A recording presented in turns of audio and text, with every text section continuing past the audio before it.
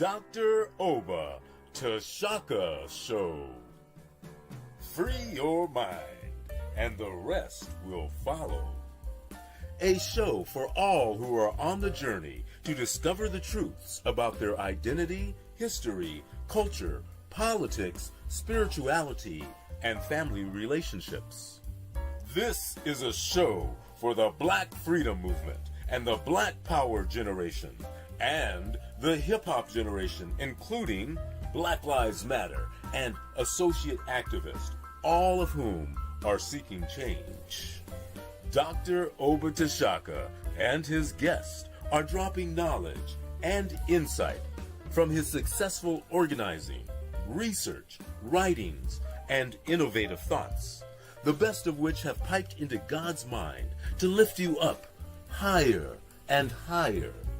To the bosses, OGs, rappers, influencers, and those looking to evolve from the constraints of misinformation and miseducation to build a foundation for personal growth, love, and mental freedom.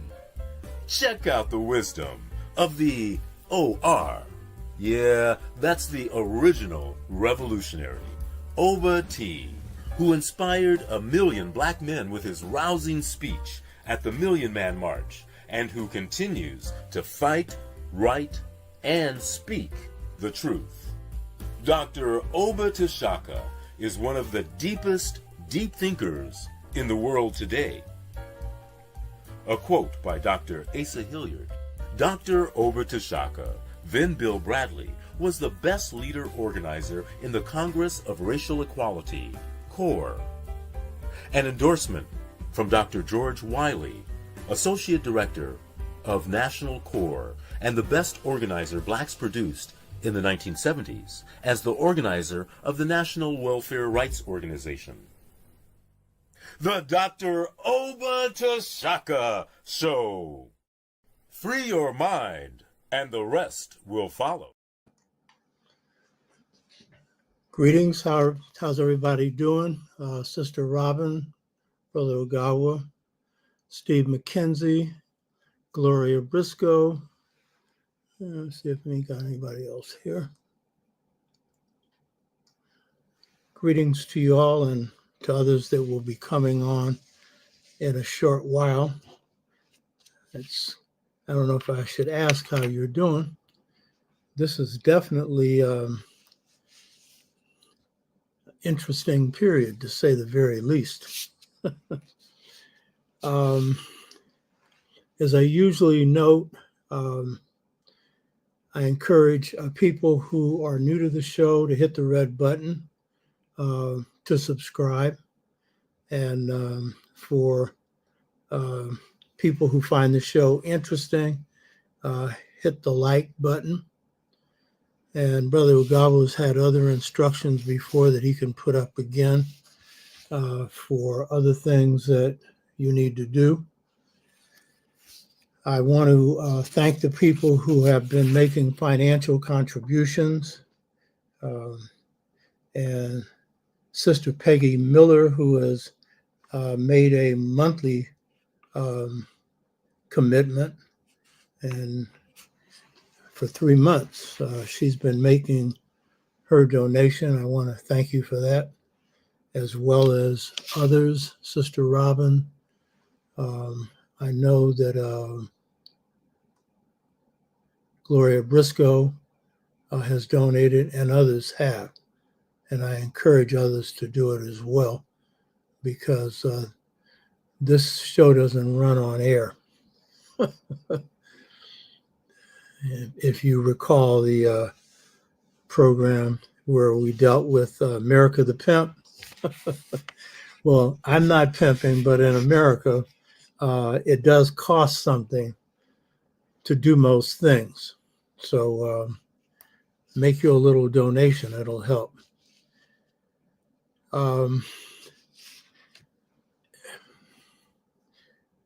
Right now, we're witnessing in this period of the second post-Reconstruction and the movement that looks like an installation of fascism, at least an attempt to do so. We're seeing this so-called takeover of the federal government. And it's being based on what the media is portraying as overall reasonable and then overreach by people like the richest man in the world. And so the main criticism is being focused on the fact that there's an attack on different government agencies that doesn't seem to be carefully thought out. But the general assumption is that this is necessary because you have bloated bureaucracy, but no evidence is being presented to show that there is actually a bloated government, that the government is too big. And that's been the assumption for a long time. And Democrats have bought into it, but Republicans have pushed it. They're the first to push it. And Reagan comes in with this idea, the problem is big government. Tell that to the people during the Depression, that the problem was big government. No, the problem was big business. And it was the excesses of big business, the greed of Wall Street, that produced the greatest economic collapse in the history of the United States or in the history of Europe as well. And it required government intervention, never equal to big business. And so this whole thing of government is too big has never been proven. It's never been put on the line that, well, we're spending too much here, because in the United States, they spend very little, that government does, on the people. Yet your taxes maintain the government and enrich big business. So that's an assumption not proven. Now, in fact, there is overspending, and I've gone through this before, mainly the defense budget. That's where the big spending is. But the spending that's described now, you're seeing as the only area, because the New York Times did an article on cuts and then concludes that the only area where you can do big cuts is Medicaid, right? So that's interesting because it's one of the few things that the government spends money on directly for poor people. And so that's for the health care of the poor. That's a direct government expenditure. What they didn't say directly was, so there are going to be cuts, and the excuse for the cuts is you've got to make up for a big deficit that's been largely caused by wars and tax cuts for the rich, and wars that have been taken off the books because presidents have not wanted to use tax dollars to pay for it, then the public would rise up against it. So then they've borrowed money from China. Before that, it was Japan, and so forth and so on. But these tax cuts, which is over 4.5 trillion this time around, that's the main thing. So what they're really saying is we need to finance the tax cuts off of the misery of the poor. And the agencies that they're going after, USAID, less than 1% of the federal budget. And it does a lot of things in terms of preventing diseases and stuff in Africa and other parts of the world, and also in preventing those from coming to the United States and providing other aid. And you have some people who are receiving treatment, which has now been cut off, even though the government has been told by the courts to continue, at least the Supreme Court came up with a measly decision where they said that continue paying for those things in the pipeline. And that wasn't just for USAID. And of course, we know that the government went after USAID because these racists don't want to provide any support for any countries of color, for poor people. Yet, big business has been robbing Africa, Asia, parts of Asia, Latin America, the Caribbean, of their resources in exchange for aid that keeps them in poverty under structural adjustment that require that they get aid, and this is a part of neoliberalism, and on condition that they end free education, free medical care, very things that aren't really provided in this country. Property taxes take care of education for the public schools, and it used to be that taxes took care of university education, but now it's been privatized under neoliberalism.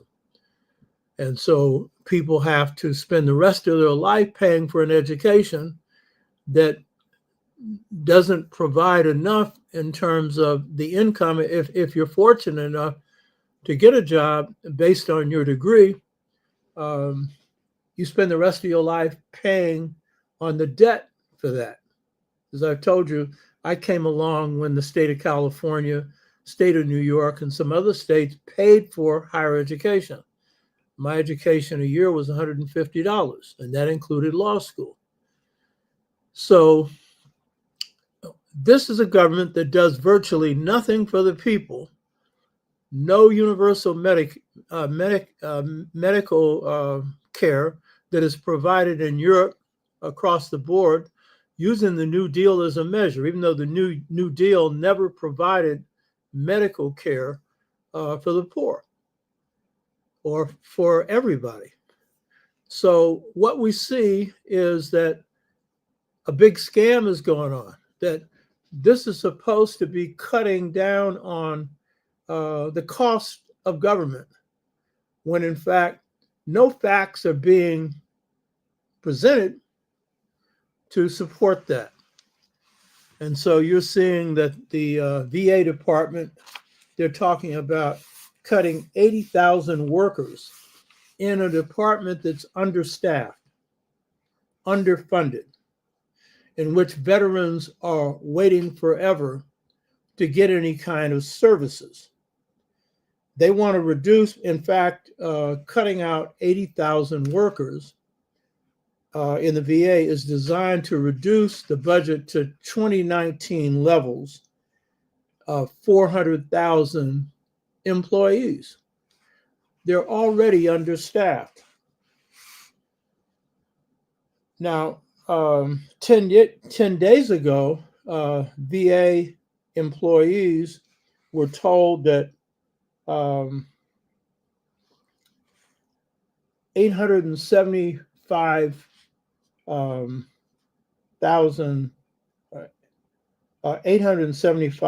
million was being wastefully spent. But a citizen's analysis, basic analysis on wasteful spending showed that the spending is not wasteful. The Veterans Administration, through Elon Musk, has terminated a contract that provides for monitoring safety monitors in hospitals, where they have to go in and periodically look at the X-ray equipment to make sure it's not emitting excessive X-rays. And if a hospital is doing that, it has to shut down. And so what they're going to do is cut that out, which means that, when patients are going in to get treatment, they may not be getting the right dosage of X-rays, may not even know that it's not the right dosage of, for X-rays. One VA official concluded that they're doing this to push the Veterans Administration to a point of failure where they will then force community care to accomplish this, meaning it's a move to privatize, the Veterans Administration, which means, in effect, they're not getting the services they should be getting now. They won't be getting hardly anything. Everything will go into the pockets of the rich. The Social Security Administration, according to Trump's people, they're claiming that checks are being sent to dead Americans. There's no data being presented on anything. And the Social Security Administration audit shows that less than 1% of Social Security monies are misspent, 1%. And that's a serious audit. Again, now Trump has said he's not going to cut Social Security. Well, if he does, then he's finished with his base. But the fact is, what they're doing is, they're talking about cutting the administrative cost of Social Security to put it to a point of crisis where, again, they can move for federal takeover. And then Medicaid, which is the largest expenditure that the government makes, they are within this budget that has already been approved in the House. They're talking about a huge cut in Medicaid that would affect 30 million people, 30 million, throwing them out in the streets. So what we're seeing is this is an attack on the poor. This is an attack on Blacks with their diversity, equity, and inclusion. Well, Garvey just sent me an email I didn't have time to read, but one that apparently they're proposing that contractors that segregate are eligible for government contracts. Tell me something new.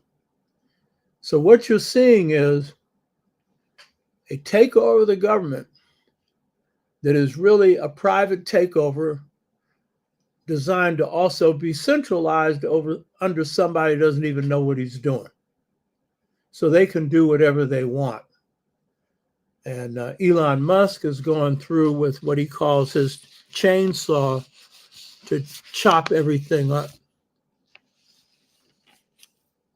While the government is the largest employer, the federal government is the largest employer in the United States, the hits that the federal government is already taking through firings of employees in different agencies is creating a situation where economists are saying it could produce a recession, and it could produce much more than that. But it is designed to put people in the impoverished condition. The whites are getting angry, and so you're seeing Trump's base as well as Democrats, but Republicans meeting with their Congress officials screaming. And so now they've been told, the Republicans have been told not to hold any more meetings with their constituents. I wonder why. So this is serious, very, very serious.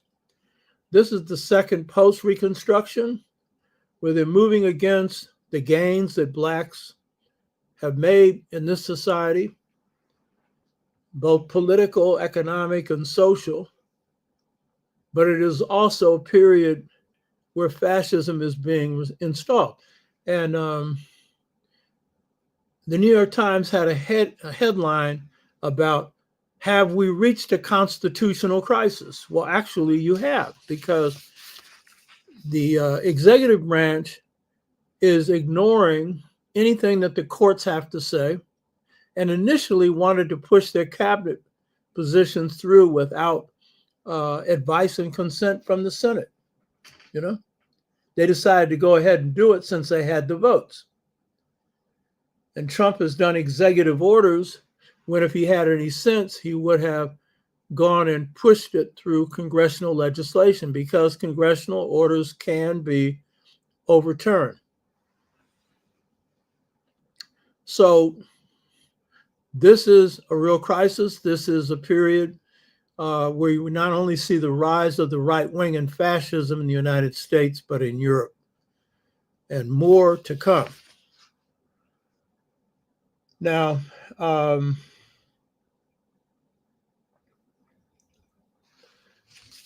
the last 6 shows, other than the last one, there were a number of topics covered, and those topics were covered for a very specific set of reasons. And those topics were the techno-industrial investor complex role in Project 2025. And that was an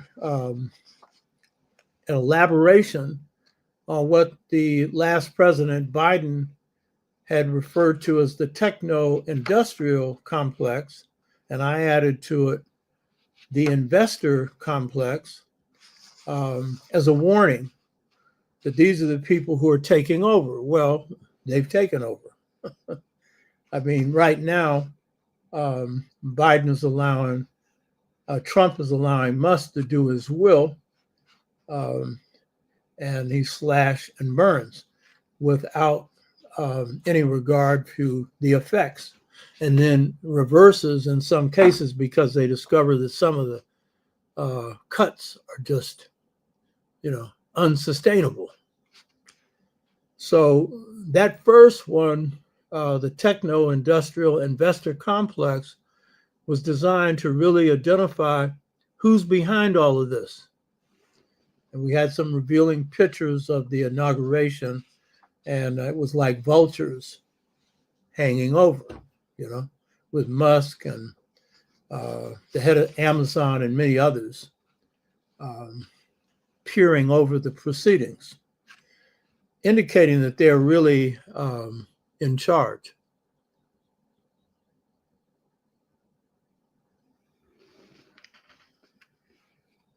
Then the second show was on the DEI, diversity, equity, and inclusion, to show how this was being used to cover for everything else. Because, as Lyndon Johnson said, if you use the N-word, you can pick a white man's pocket.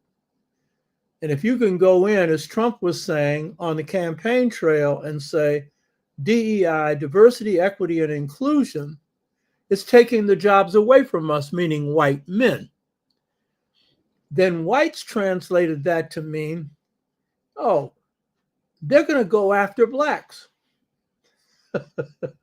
Well, guess who was the first person they fired? A 4-star female general in the Coast Guard. Even ran her out of her house before she had other housing. And when they got rid of Brown, who was the black chairman of the Joint Chiefs of Staff, alongside him, they got rid of the first 4-star white female general on the Joint Chiefs of Staff. But white women voted for Trump, the majority, only 2 percentage points behind their white counterparts, because that's their daddy, or some of them believe their savior. So that show was designed to show you that this is a scam, and they're going to use the race card to cover up what they're really doing, because they're going after us without any doubt, but they're going after everybody else. Oh, and that's what those screaming meetings are all about. Republicans are saying, it's all right to cut. They're really saying, but don't cut us. And they've been getting away with this, that is, the Congress people have, because in the last town hall I looked at, this conservative Republican congressman, to the face of a hostile white audience, said, I can't guarantee Social Security. He said, because government expending is excessive. And he got no response from that. Now, this is real serious. You hear me? Because most of them in there know that Social Security is not a cost item for the government. It's their money. It's our money. It's everybody's money.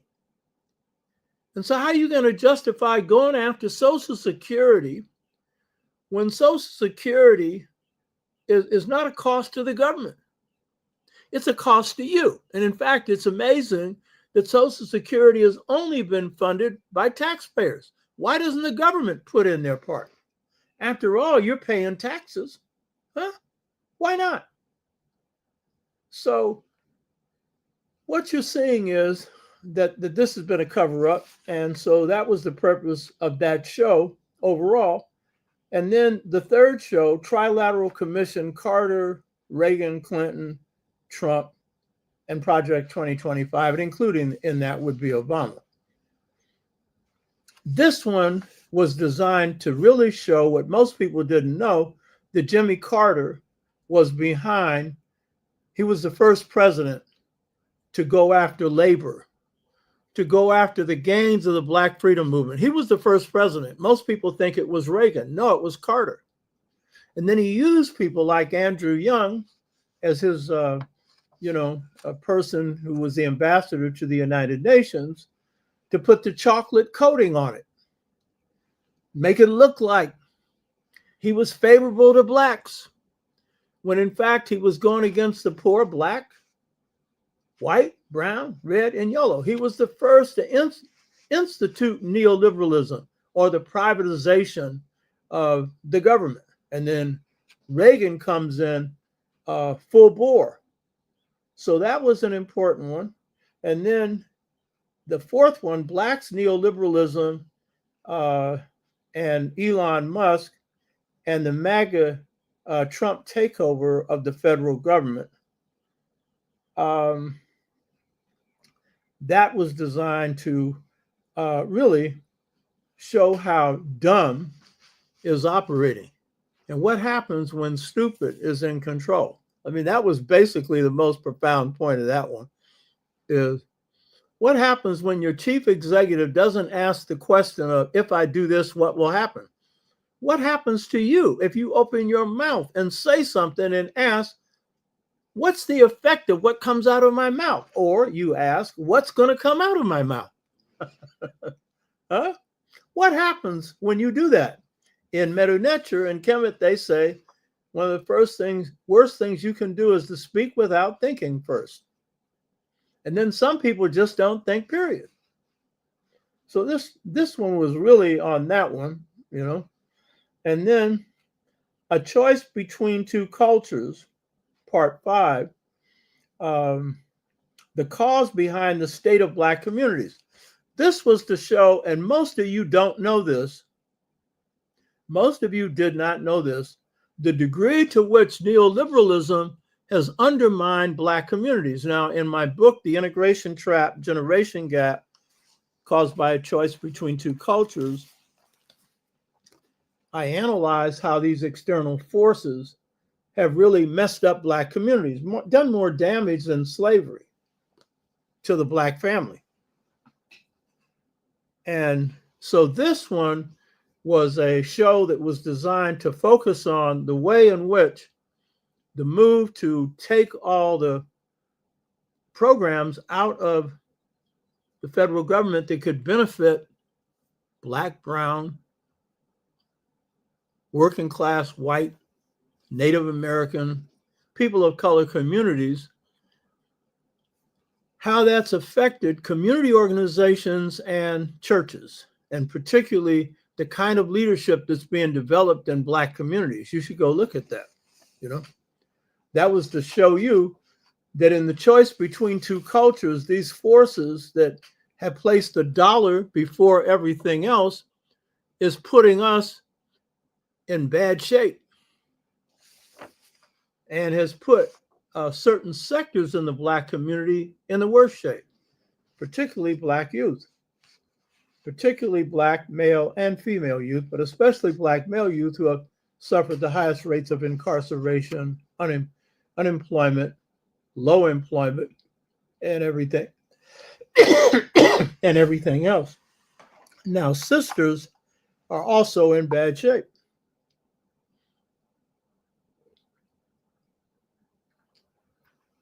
But that show was designed to show how the dollar bill value is beginning to take the place of spiritual values for some in the Black community. And then show 6, no jobs, no romance, no family, no community. Now you think that is a description of what happened to Black people. I covered that in the previous show. No, this was designed to show, and all of these shows were designed to show you're in an era of a choice between two cultures, a choice between African and African-American culture and Euro-American culture. And this show, because I had innovated up to this point 6 new schools of thought. At this point, 3 from God, 3 from experience. But now this was the 7th innovation, because I'm able to clearly show that these same forces that have put Black people in the worst kind of position with our families, our communities, and extended family communities is also happening to white communities. Except their choice between two cultures was not between African and European. It was an internal set of choices. Again, not voluntarily made, as it was not voluntarily made by us. And so the major shift that I was showing in white communities is between that patriarchal culture that enabled white men to stay on top. Of course, those that rule messing over everybody else. And this is going back to Aryanism, Lord and Master stuff, where the lords have everything. Those were the warriors. And then the masses, who were described as the no good for nothing, filthy people, who actually made those on the top what they were, because they fought the wars, but they called themselves the ones on top. They were the nobles. They were, the warriors, when in fact, most of the fighting was being done by the so-called peasants. And so it was in this cultural setting that, you've had the European or Aryan culture where the elite get one thing and the masses get another. But what had happened in America through the 50s, because of particularly the New Deal and the end results of World War II, America emerging as the foremost power in the world, what you find is then, for the first time, white workers and Blacks begin to benefit as well, but white workers are beginning to have their day in the sun. Union jobs, because the New Deal had fostered that. Unions, industrial, good paying jobs. They could buy a house. They could send their kids to college. And at that time, it wasn't neoliberal. It didn't cost a lot. They could go on vacations. And yet, they weren't making a huge amount of money, but it was enough for whites to thrive. The difference between the rich and the poor was 30-1. Now it's beyond even numbers, beyond 100. It's much more than that. The discrepancy between the rich and the poor. And so this show was designed to show that as these forces of taking jobs out of the country, of breaking up unions, of the end of good paying work, when that hit, it hit Black families, white families, it hit white communities, it hit white institutions. And so the economic force, unintentionally, by those who did it, other than when they did it on the drug level, and that was with us. Because in white communities, when they started taking drugs, that was out of frustration, largely. That was out of despair. That was out of this patriarchal culture no longer being able to deliver, and the white man feeling that he's no longer a man. And that was the reason that a lot of white males went to Trump. This was part of the reason for this show, was to show you who your enemy is, but what they're being driven by. And in this case, they're being driven by some of the same things that have hurt us, except when they made their choices between two cultures, they found themselves in a position where they could no longer choose the American dream. Instead, they faced, as Malcolm X said, an American nightmare. And the man could no longer produce the cents to pay the rent. No finance, no romance. And so families begin to fall apart in white communities, not to the degree that they fall apart in black communities, because our families were hit by the jobs leaving, redevelopment coming in and breaking up communities, the counterintelligence program, which I faced 3 hits on, and others did, killing off leadership, prison industrial complex coming in, because with black businesses being weakened, in many cases destroyed, then an illegal economy comes in, and drugs are being planted by the CIA. They didn't plant them in white communities. They didn't bring train loads of guns into black communities, into white communities, the way they did black communities. They didn't do that. Huh? But while some people will say black families are fragile, I would say the white ones are more so, because they're dependent upon a culture of materialism. And when that culture is no longer delivering, then they're finished. And so we've seen life expectancy rates decline by 5 years for whites. Suicides going up. Drug addiction going up. And it's this anger that fed Trump. But it wasn't a choice between, as we have, between our culture, a rich African and African-American culture, and a European culture. And by the way, we didn't have those choices, didn't have to choose between them during enslavement. We recreated culture in enslavement based on an African foundation. That's the topic for today. So that's the underlying cause of Trumpism and MAGAism, and Biden got half of it. He got the part around economics. They had been hurt. So he built back America program, 1.9 trillion, that a lot of blacks seem to not realize, and quoted some who didn't vote and a few dummies who voted for Trump, talking about the Democrats and Republicans haven't done anything for us. That's generally true. But that was a talking point coming from Trump, meaning, look it, we know you're not dumb enough to vote for us, just don't vote. But some, over 20% of a sector of black males actually voted for Trump. That's like a Jew voting for Hitler. Huh? Give me a break.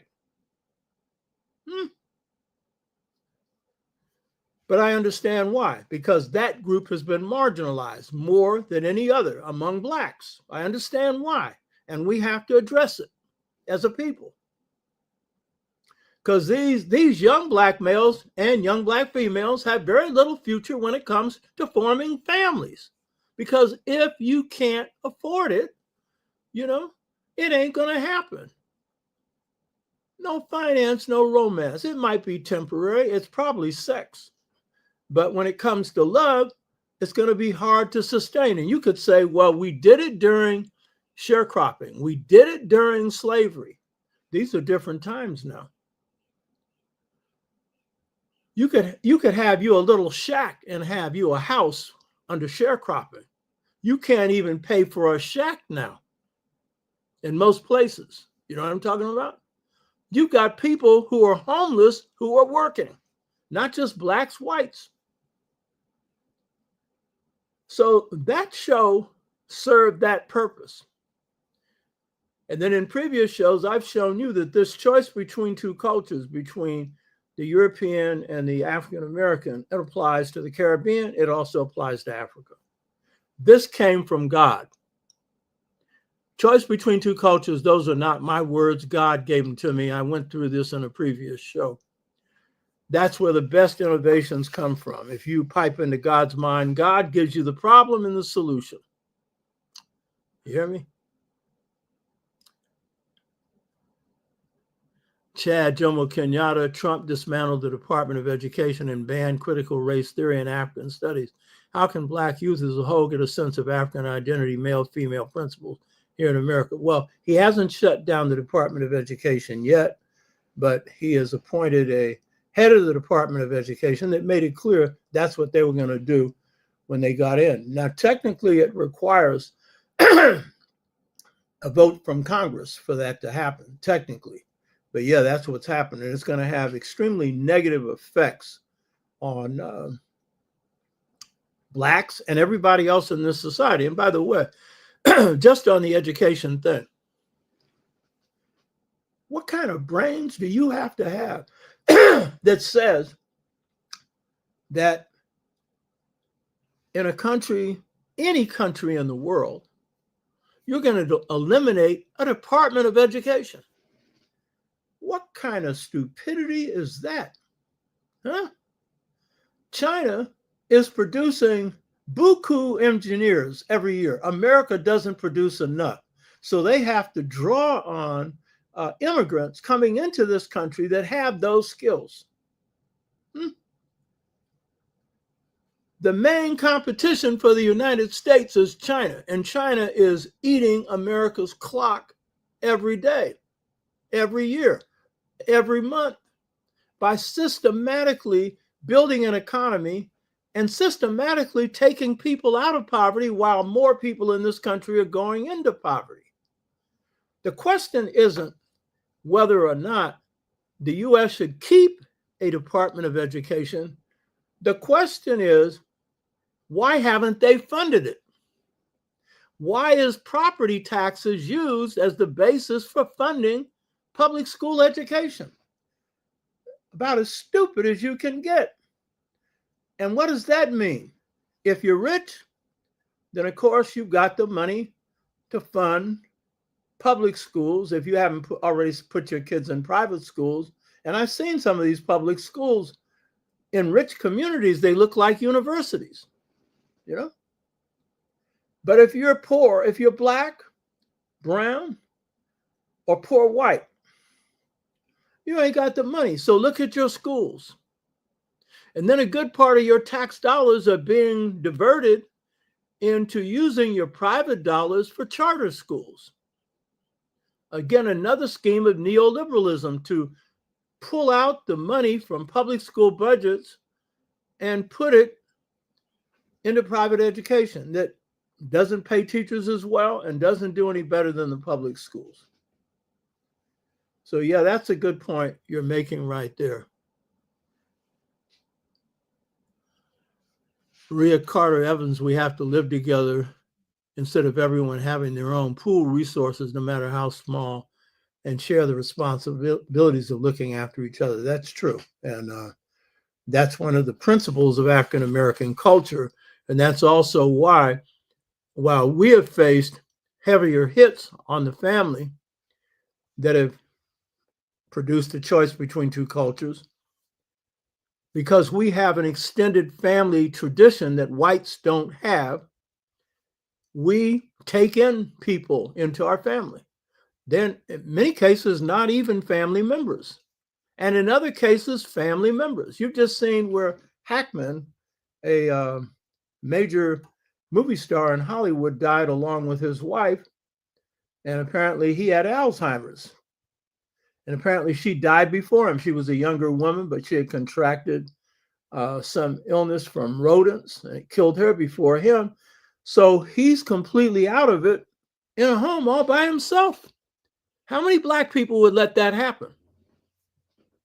And while the extended family community, that is, the community of play brothers and play sisters, has been weakened by putting drugs in the community, putting violence in the community, it's still there, but the extended family itself as an institution is an institution carried from Africa here. And that's why we could come out of enslavement whole. Separated from mother, father, sister, brother, we had others loving us. They just had a funeral for one of the members of Wose Community Church, a beautiful sister, and in the memorial booklet, it was a young lady that had been taken in by her, and it was her daughter, for all, all that any of us would think. And she was talking about how she was thankful and everything else, and the sister was saying, "Don't thank me, in other words, you're part of my family." So that's that's the humanism of African people. That's the extended family community of African people. And those are the things that have kept us going. Not as strong as they used to be, but strong. Because love is the key thing in life. And if you're not dealing with love, you're not dealing with anything. That's with Black folks. Now with white folks, love, love of money, love of power, that's what love means to them. Not all of them, but too many of them. And so when their communities get hit, then that's it. Families fall, churches fall, everything fall, because money is the honey,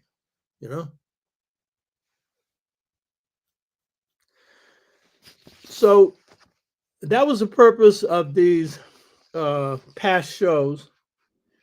It was to really stress the fact that we're in an era where these forces are bearing down on us.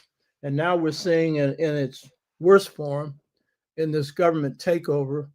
And more than ever, we have to organize and rebuild power in our communities.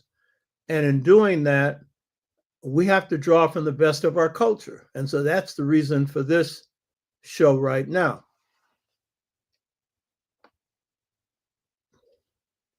One of the things I want to commend Black folks on is that, and I had said this actually before it went out, and nobody got it from me, because this is the wisdom of Black folks. Black people basically smart. That's another thing we underestimate, is us.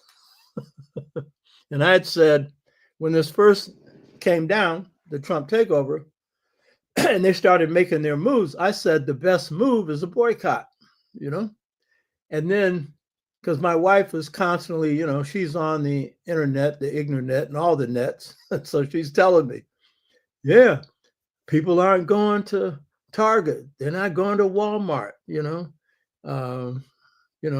Amazon, all the rest of this stuff. And so you just had a one-day boycott Friday, over $1 billion. Hit them, $1 billion. That wasn't bad, So that's one move that we can make as a people. And this is something that I specialized in. I led the only Black Power, Black Freedom movement in the North that was successful, and it dealt mainly with economics. In this case, jobs. And boycotts was one of the things we did. We brought to the knees the major economic power forces in the world, particularly the Bank of America. I led that, It wasn't a boycott we used on them, because each one, when you're going after a powerful institution, you have to hit them in their weaknesses. Boycott wasn't going to be the thing that worked with us. That was the hardest thing to figure out that I've ever done. You know what I mean? To figure that one out. I had to pull together the smartest people I had as a brain thrust. Usually that's my gift. I'm a strategist, but I didn't have the strategy. We came up with one. I can't tell you what it is. That'll be my next book. By the way, my next book is the overall title is David Defeats Goliath, the saga of the only successful freedom movement in the North and Black Power movement in the North. And so what I would say about this boycott is this is good, But you can't scatter your forces. You can't be going after 4 or 5 corporations at once because these are multinationals. They're big. The selection of Target as a target is a good one because that's where a lot of blacks shop because the goods are cheap. And if you wanted to add one more, maybe you get away with one more, but you have to focus your power on 1 or 2 multinationals. And the implied objective, I assume, is the restoration of DEI, diversity, equity, and inclusion policies, meaning continuing to hire blacks. But that's not enough. What needs to be added to that are demands for jobs. But to do that, you need to do your homework and look at what's the employment level at this point and what does it need to be. And if the jobs aren't paying adequately, then throw that in. And you can't be doing like this preacher's doing right now, which is fine. I like what he's doing. Anybody that's fighting, you're not going to see me knocking a good move. But to put a limit 3 months, you don't know how long a boycott's going to go. It goes until you bring them to their knees. But in order for this to be more effective, you got to bring in more groups of people who are supporting this that reach more sectors of our people. I know you think everybody's involved, but no, they aren't. Everybody's not watching the ignorant, the internet, as you call it, or the Afronet, and there's a whole lot of things that have to happen to make this be more systematic, but this is good. This is a good first step. And there are other people that will come in and join in as well, but it's us that's leading this, and it's us that's going to benefit from this. The key point is, if you don't focus your power, and we've got $1.5 trillion or so of income, which is huge, a sector of which goes to spending, to consuming. When you go out and put yourself out on a limb and call for a boycott, you're going to win. And if you come out after 3 months and all you've done is you said you took some money out of their pocket and they haven't done anything, you didn't do it right. There's a lot of other things that have to go into this, but I take my hat off to our people. Y'all smart. We're the only ones that really, as a group, move smartly in this election, except for a few dummies. And some weren't dummies. Some of them were just plain ass opportunists. And some, of course, were confused. Those that are making their billion, who like the tax cut. Okay, you like the tax cut. You're going to get it anyway. Why you got to vote for him? Huh? Shaq O'Neal? I like Shaq in a lot of ways. He's got some redeeming qualities, but come on. Huh? You going to stick to that position? You got Negroes now that supported Trump that either their friends have lost the job or they've lost one, and now they don't support him anymore. That's some whites too. Yeah, well, you got to be hit upside your head before you see what's coming. He told you what he was going to do. You know what I mean? Huh? So what I want to do today is the topic for today is African American culture is based on an African cultural foundation. And some of you have seen the flyer.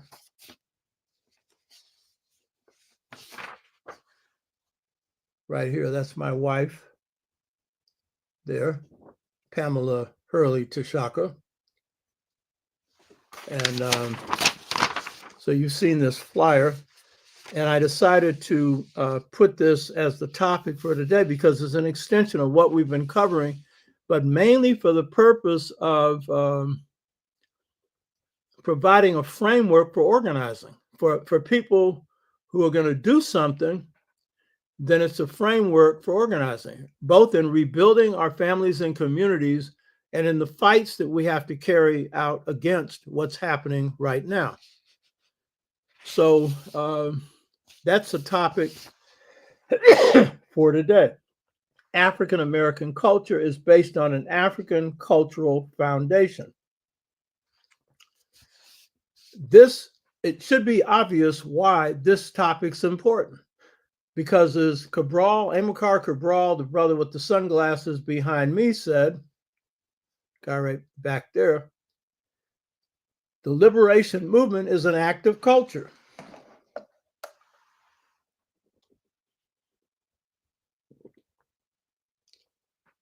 He also said, you can measure a people's chance for success in any struggle for liberation by the differences between the culture of the oppressed and the culture of the oppressor.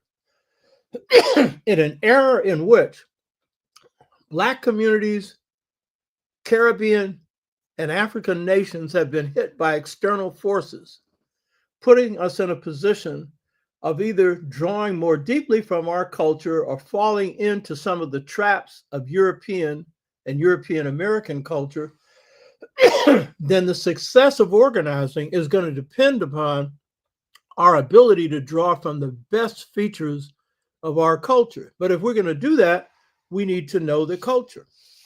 And frankly, we're confused on that. Y'all should know that.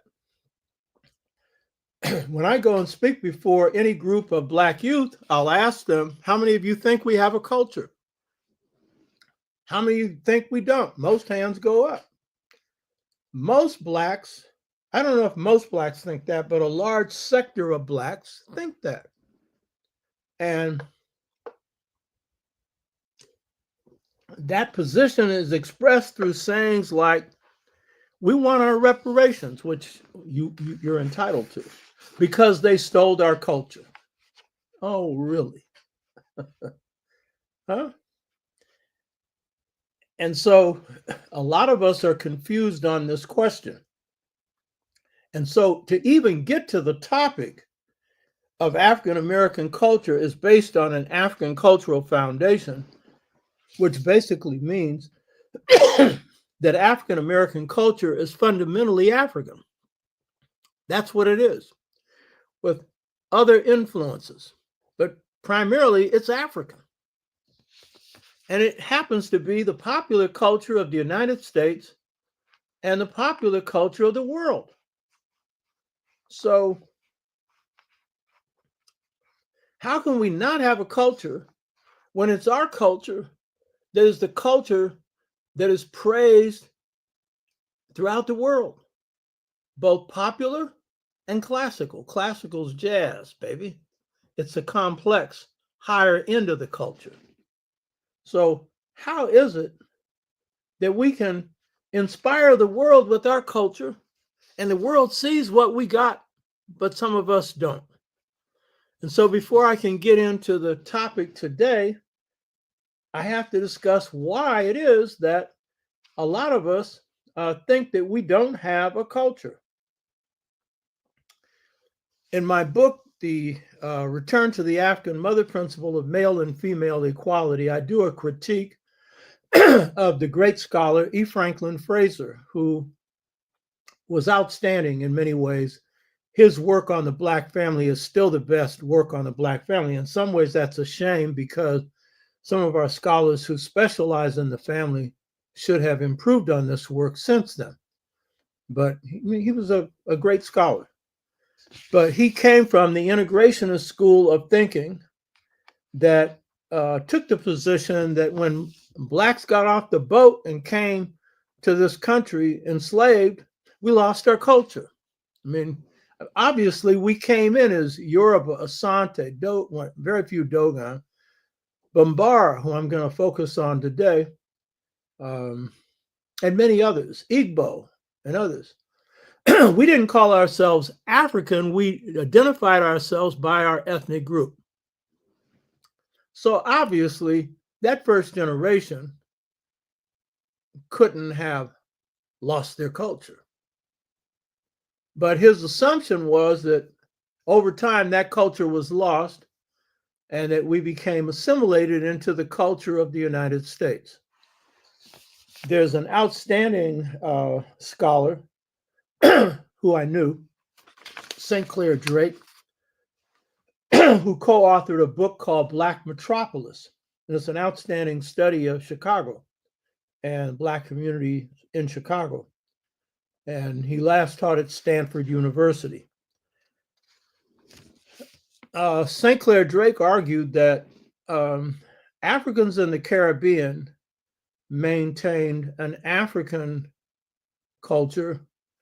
Africans in the U.S. had an Afro-American culture. And by that, he meant that the Africans in the Caribbean continued the culture of Africa, but the Africans in the United States were assimilated through Christianity and through European culture into European American culture.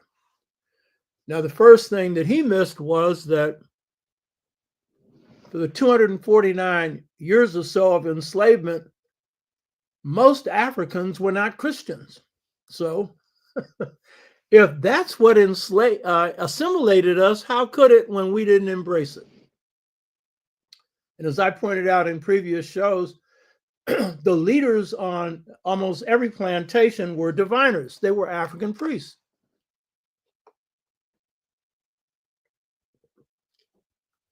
And as I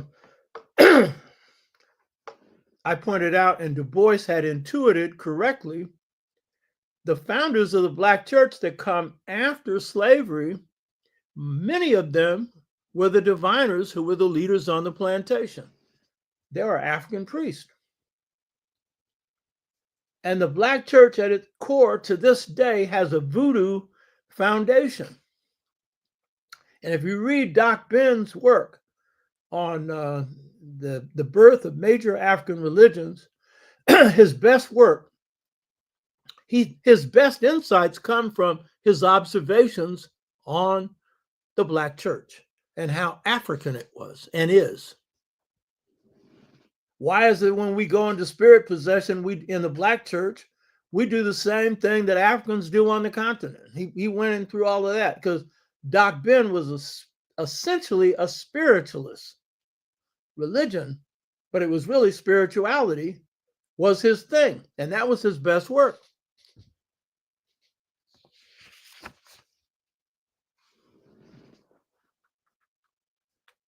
Militia, Berbers don't have the same culture as me, don't practice voodoo. Actually, Somalians are aliens to West Africans and cousins to Arabs. Well, first of all, there are two types of Berbers. They're the Black Berbers and the white Berbers. The Black Berbers were the founders of Moorish Spain, and they're distinctly different from the white Berbers. So you need to understand that. And they mix in with other Africans when it comes to what I'm going to talk about today, the formation of one particular group of Africans and their civilization. And the Somalis, yes, they are into Islam. They've been influenced by a more Arab version of Islam, but for the most part, you've got to make that distinction. The Berbers, they were Black, they were African, and they brought in an African culture into Spain. So these are two of the falsehoods, St. Clair Drake and E. Franklin Fraser, but there are others as well. And then, of course, we have the Willie Lynch theory that Blacks just love to hold on to, because Manu Ampin, that's been on this show a number of times, a brilliant young scholar, brother that I have great respect for, best authority on Malcolm X, but, you know, a serious scholar. He's smart. And so when he saw this Willie Lynch stuff, and Minister Farrakhan really helped popularize Willie Lynch, he told me, he said, I knew from this Willie Lynch thing, you know, Willie Lynch, first of all, Lynch, Lynch, you know what I mean? Lynching starts after slavery. But Willie Lynch is supposed to be a slave master that brainwashed Black people. Now that in and of itself is suspicious. Huh? But then he noted the way in which the person who put this out on the internet, the ignorant, phrased things. He could profile him. He knew his age. He knew approximately where he came from. And so then he put this out, and the guy came forward and admitted that he's the one that came up with this crap. But then you'll have black people say, well, yeah, they did it to us anyway. Oh, really? Yeah, well, they did a lot of things, but did it succeed? You know what I mean? So he was able to prove that this Willie Lynch thing that white people waved a wand and brainwashed us is, and some of us were brainwashed, by the way. I don't deny that. That he proved that was bunk, pure bunk. And Minister Farrakhan is not a historian. I like Farrakhan in certain ways, but there are some things that come out of his mouth that are just absolutely wrong. And he's a smart person and wise too. And I worked with him on the Million Man March, and I was a follow-up person for the Million Man March. You know what I mean? And he supported the National Black United Front that I was national vice chair of. I respect his work up to a point. But where you're wrong, you're wrong. You know what I mean? So, we've got all of this. And then we've got people who are doing an analysis of slavery and talking about the damage that it did to our people. And then they'll throw in comments like, yeah, and they threw us in prison. And they're talking about the prison industrial complex. That's a post-60s phenomenon. Yes, at the end of slavery, when slavery's ended, the Constitution provides slavery's ended except for prisons. So they continue slavery in prisons, right? But that's after slavery. You get this? But the key point is the prison industrial complex comes when they break up Black communities. That's a post-1968 period. So some of us are confusing maladies and problems that we see in the Black community that are post-1968 that may have been influenced by slavery, some of which, but are largely caused by external forces. And I discussed that in the book, The Integration Trap, Generation Gap, Caused by a Choice Between Two Cultures. So it's lazy analysis. We're in a different period. Except for the Igbos, Blacks didn't commit suicide during slavery. And the Igbos did because they were so free in spirit that they wanted to go home. They were called the Flying Africans. So they actually saw it as an act of freedom. And it was caused by the hell of slavery, but it was a desire for freedom. And I'm not suggesting that you should even consider that. Because no matter how bad things are now, they'll get better, baby. And part of it is got to do with what you do. And the worst times can be the best times because that's when you really have to get your act together. So these are some of the obstacles to us seeing that we have a culture. Now, there's always a germ of truth in what anybody says, and in this case, in a falsehood. And so the truth in this falsehood that we lost our culture, yes, there are certain things we lost. In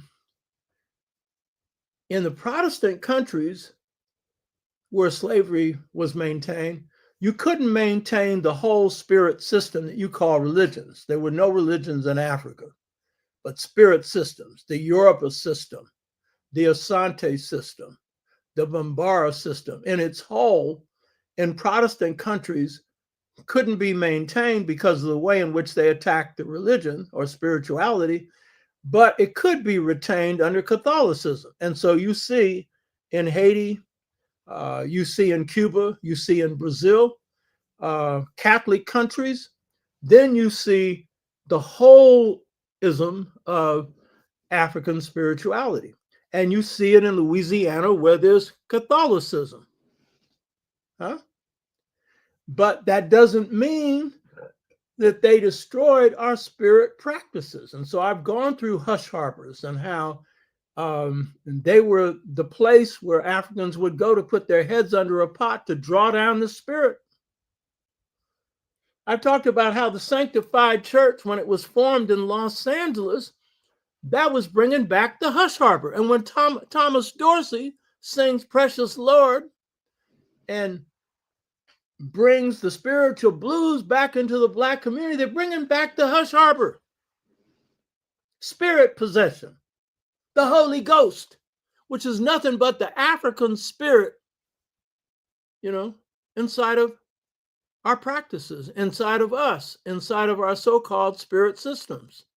And so the sanctified churches, the ones that's most African, and that's the one that Doc Ben really loved.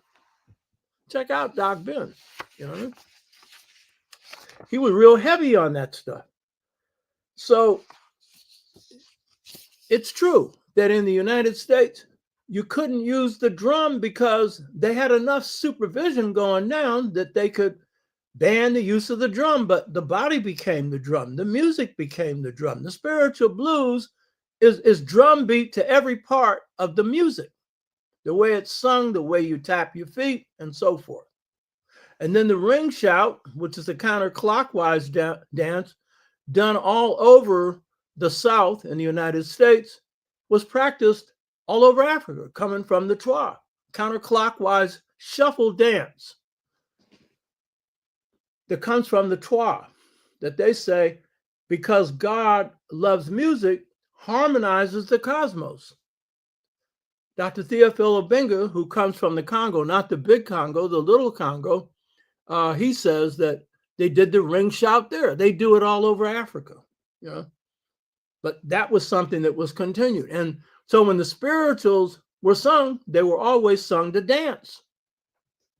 And that's the foundation of your art form. And that's about as Africa as you can get. So there's truth in, the fact that the continuation of the pure African language doesn't continue anywhere in the African hemisphere, that is in the Caribbean, South America, or here. But what happens is, we come up with a Niger-Congo Bantu speech pattern that 80% of Blacks in the United States practice, and that a majority of Africans in the Caribbean and South America practice to this day. And hip-hop wouldn't exist but for it. Word up, So there's truth to the falsehood. Yes, there were some things that we couldn't continue. And in the US, you couldn't continue polygamy, though brothers have tried in many different ways. But in the Caribbean, they did. And how could they do it? And we couldn't, because 98% of the people on those islands are Africans, so they're going to continue to do it. Plus, you had a shortage of women. In this country, there was an equal amount of males and females that helped to perpetuate a twin lineal culture that I talk about a lot, a masculine, feminine culture. And so, female shortage, that explains part of it. Or a male shortage. It was an imbalance of males and females. But mainly that continued because Africans were 98% of the, of every island. So what are they going to do? They're going to continue what they did before, with European influences coming in on the side. Brothers, a lot of brothers, would love to continue that one here. Most sisters would say, huh? But the point is, so that isn't one that continued in its whole form. Those, some continue it in revised form, and some would love to continue it. I have a good friend who told his wife, I won't mention his name, one of my former students, that he would like to have another wife. And she said, fine. For a minute, he thought, oh, happy days. And she said, but you won't have me. And that was the end of that. And brothers who have been told no, and they go ahead and get one anyway. And then you see what happens. Various things happen. So it's also true that slavery did some damage to us. And so Naim Akbar, who was one of our great Black psychologists, along with Wade Nobles, and there were a number of others, Phil McGee, Khatib, Cedric X, they formed a team that made up this school of Black psychology. And Naim Akbar wrote a great book on the psychological dimensions of slavery. And he was pointing out some of the damage that slavery did to Black folks. And he pointed out that created a color complex, not uniform, but some Blacks who thought that they were lighter, they were brighter and better, and created an inferiority complex among some Blacks for being Black. And there were generations of Blacks that would fight if you called them Black. You know what I mean? And that's a definite piece of damage done by slavery. And there's historical amnesia. You know, we don't know what part of Africa we came from, and some of us don't want to know. You know, they make statements like, I didn't leave anything in Africa. As Malcolm said, you lost your mind in Africa. And I would say you lost your memory in Africa. And you lost your power in Africa if you don't understand the connection. So a lot of other stuff you lose when you lose that African connection. But it's understandable why we would become historical amnesiac. It wasn't like slavery was an institution where you were taught your history every day. Huh? You were taught this: a savage in Africa, a slave in America. And that was drummed into your head for 249 years. So there's a period where some Blacks succumb to that and say, I don't want anything to do with Africa. But don't carry that too far, because if that's true, if that was the real mentality we have, explain to me how the Garvey movement took off, not in Jamaica, in the United States, and especially in the South, where Blacks caught the most hell. And he was talking about African redemption. By the way, I pointed this out before, for those of you that haven't heard it, Black people woke Garvey up in this country before Garvey woke Black people up. Most of y'all don't know that. And Garvey was my first master. I got a lot of respect for him. I learned economic development, which is a talent that my mother had, my brother had, but I really learned how to organize on an economic basis. I'm the only nationalist that's good at economic development out there. Did y'all know that? I'm good at it. But I'm not that into it because money ain't my main thing. But Garvey, I learned from him economic development, how to build institutions, all that kind of stuff. But when Garvey came here, he supported the King of England, King George. He loved him. He said so. He supported World War I. It was Black people coming from the South and the North, some coming back from World War I, who had fought in the war, come back wounded or whatever, and had to face bloody summers where whites were out there shooting at you and everything else, and Blacks were shooting back. And it's from them that Garvey learned race consciousness, which is a key pillar of African-American culture, something I'll go into later, which is a unifying element for Black folks. Blacks politicized him around race consciousness and around an anti-war sentiment. And it's only when he embraced that would Black people listen to him, because Black people in this country and throughout the world, we come out of democratic traditions, and you just can't come telling us anything.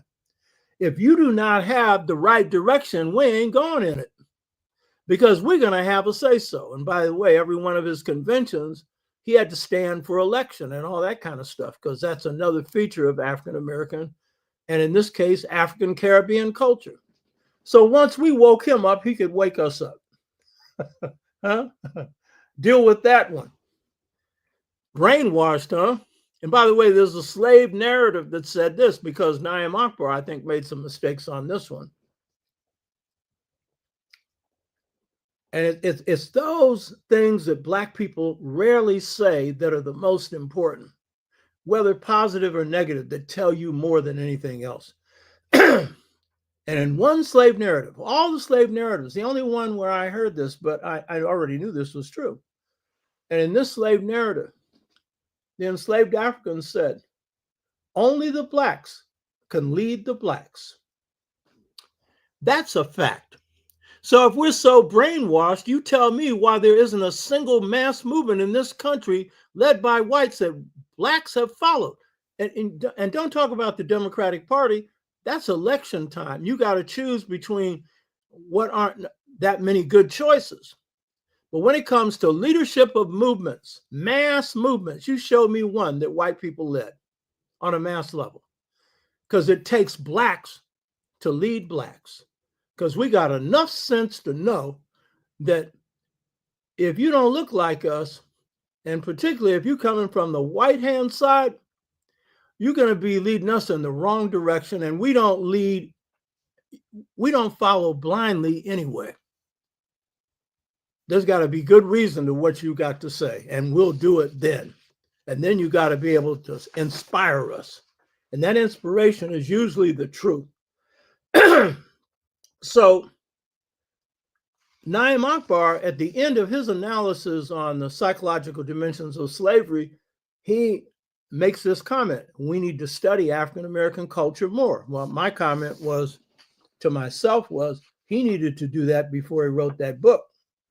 But I ain't knocking him because it's not bad. You know, it's good insights on a number of dimensions of slavery as it impacted Black people. But here's the key point. After discussing all these problems that some Black people had, he made this comment. And this is as a psychologist, you hear me? And a real smart one. He said, Black people came out of slavery normal. Now, that ain't hardly what you hear from a lot of these Negroes who spend all their time lambasting Black people, which I'll lambast anybody if it's right. But you know what I mean? Too many of us have got love from our grandmothers, our mothers, our fathers, those of us who know them now because of the way families have been broken up, to just take that. Because the one thing that has saved us has been love. When we have hardly anything else, we had love. You know what I mean? So how you running around here talking about everything, every other thing you got to say about Black people is how messed up we are. I was talking to a great scholar. It's hard to reach now. He is a poet, an organizer, a historian, an excellent public speaker. This brother was a part of the Revolutionary Action Movement.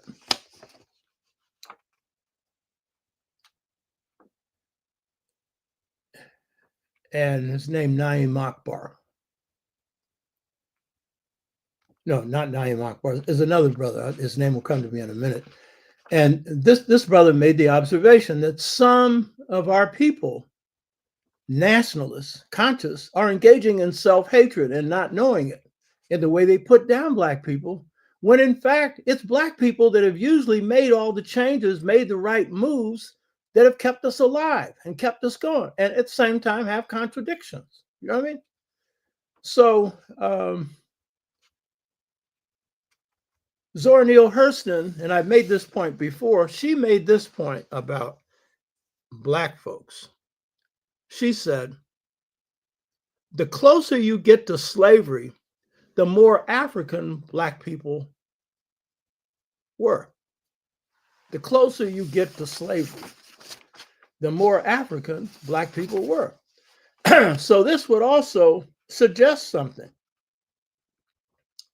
Something African must have been going on during slavery because these people were basically African. You hear me? And what was it that made them most African? They were kind people, rough around the edges. Those older people didn't come from the generation of hug you and say, oh, baby, I love you. You didn't hear a lot of that with them because it wasn't done to them.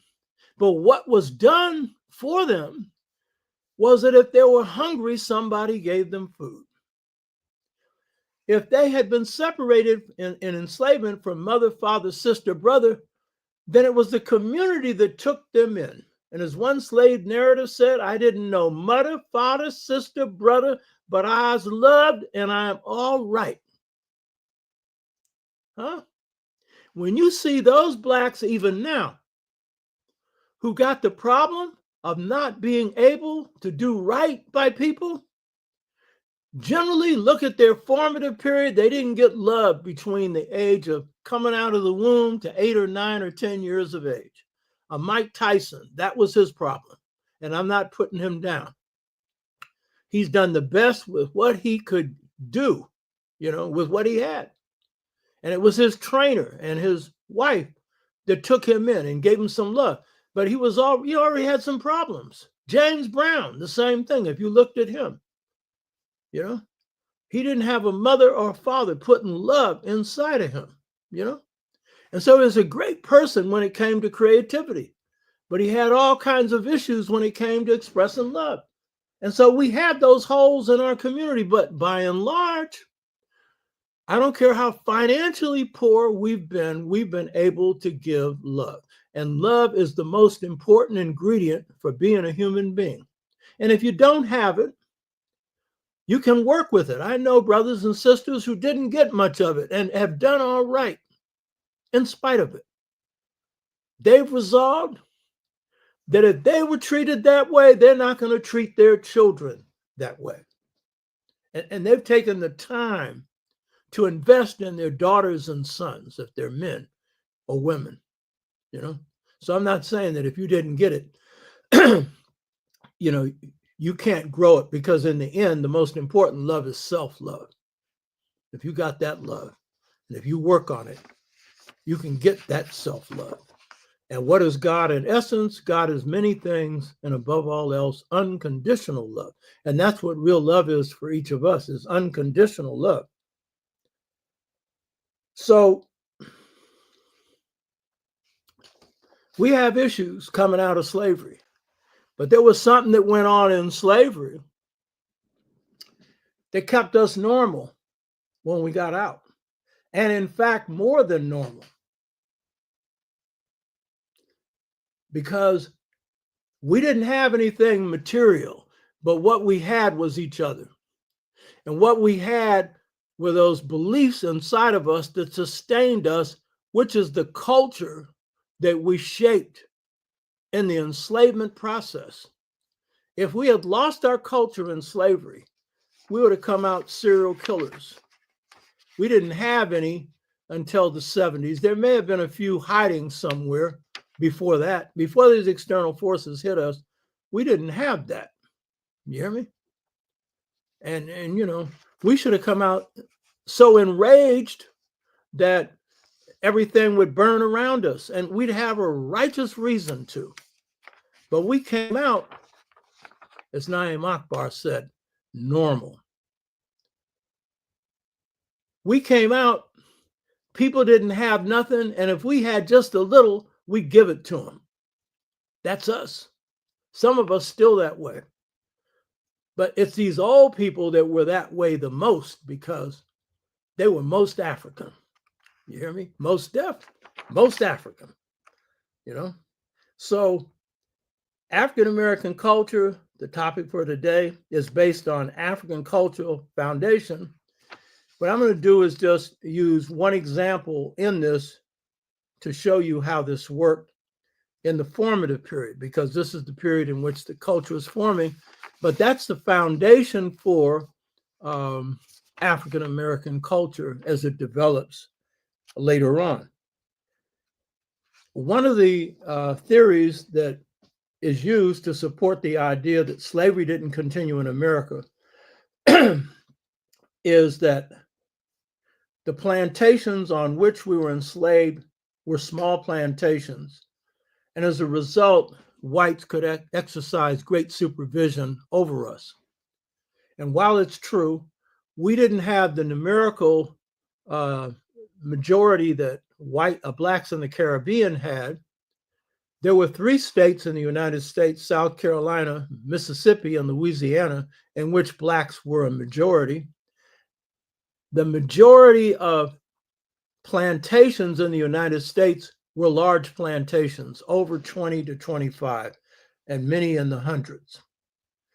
And in those plantations, you are outside the supervision of whites a lot, and therefore the transmission of culture is easier to carry out. But here it was harder to recreate culture than it was in the Caribbean.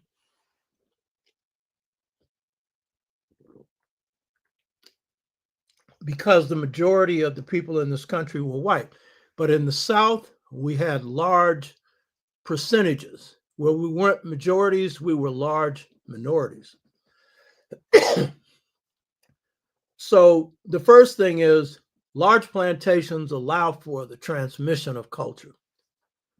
The second thing is the common assumption has been that in enslavement in the United States, the main reason that they were able, for those that argue this, to break up African culture is to break up people coming from the same African tribes or communities or same cultures.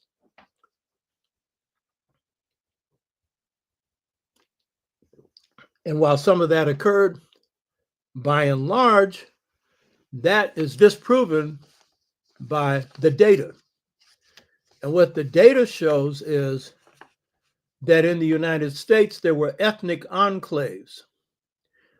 In other words, Africans from certain regions of Africa were concentrated in certain states and on certain plantations. They were not all of the same ethnic group, but many from the same ethnic group.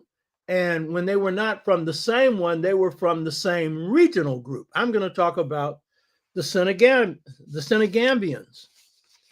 These are African people who came from West Africa, and they lived in the area between the Senegal River and the Gambia River.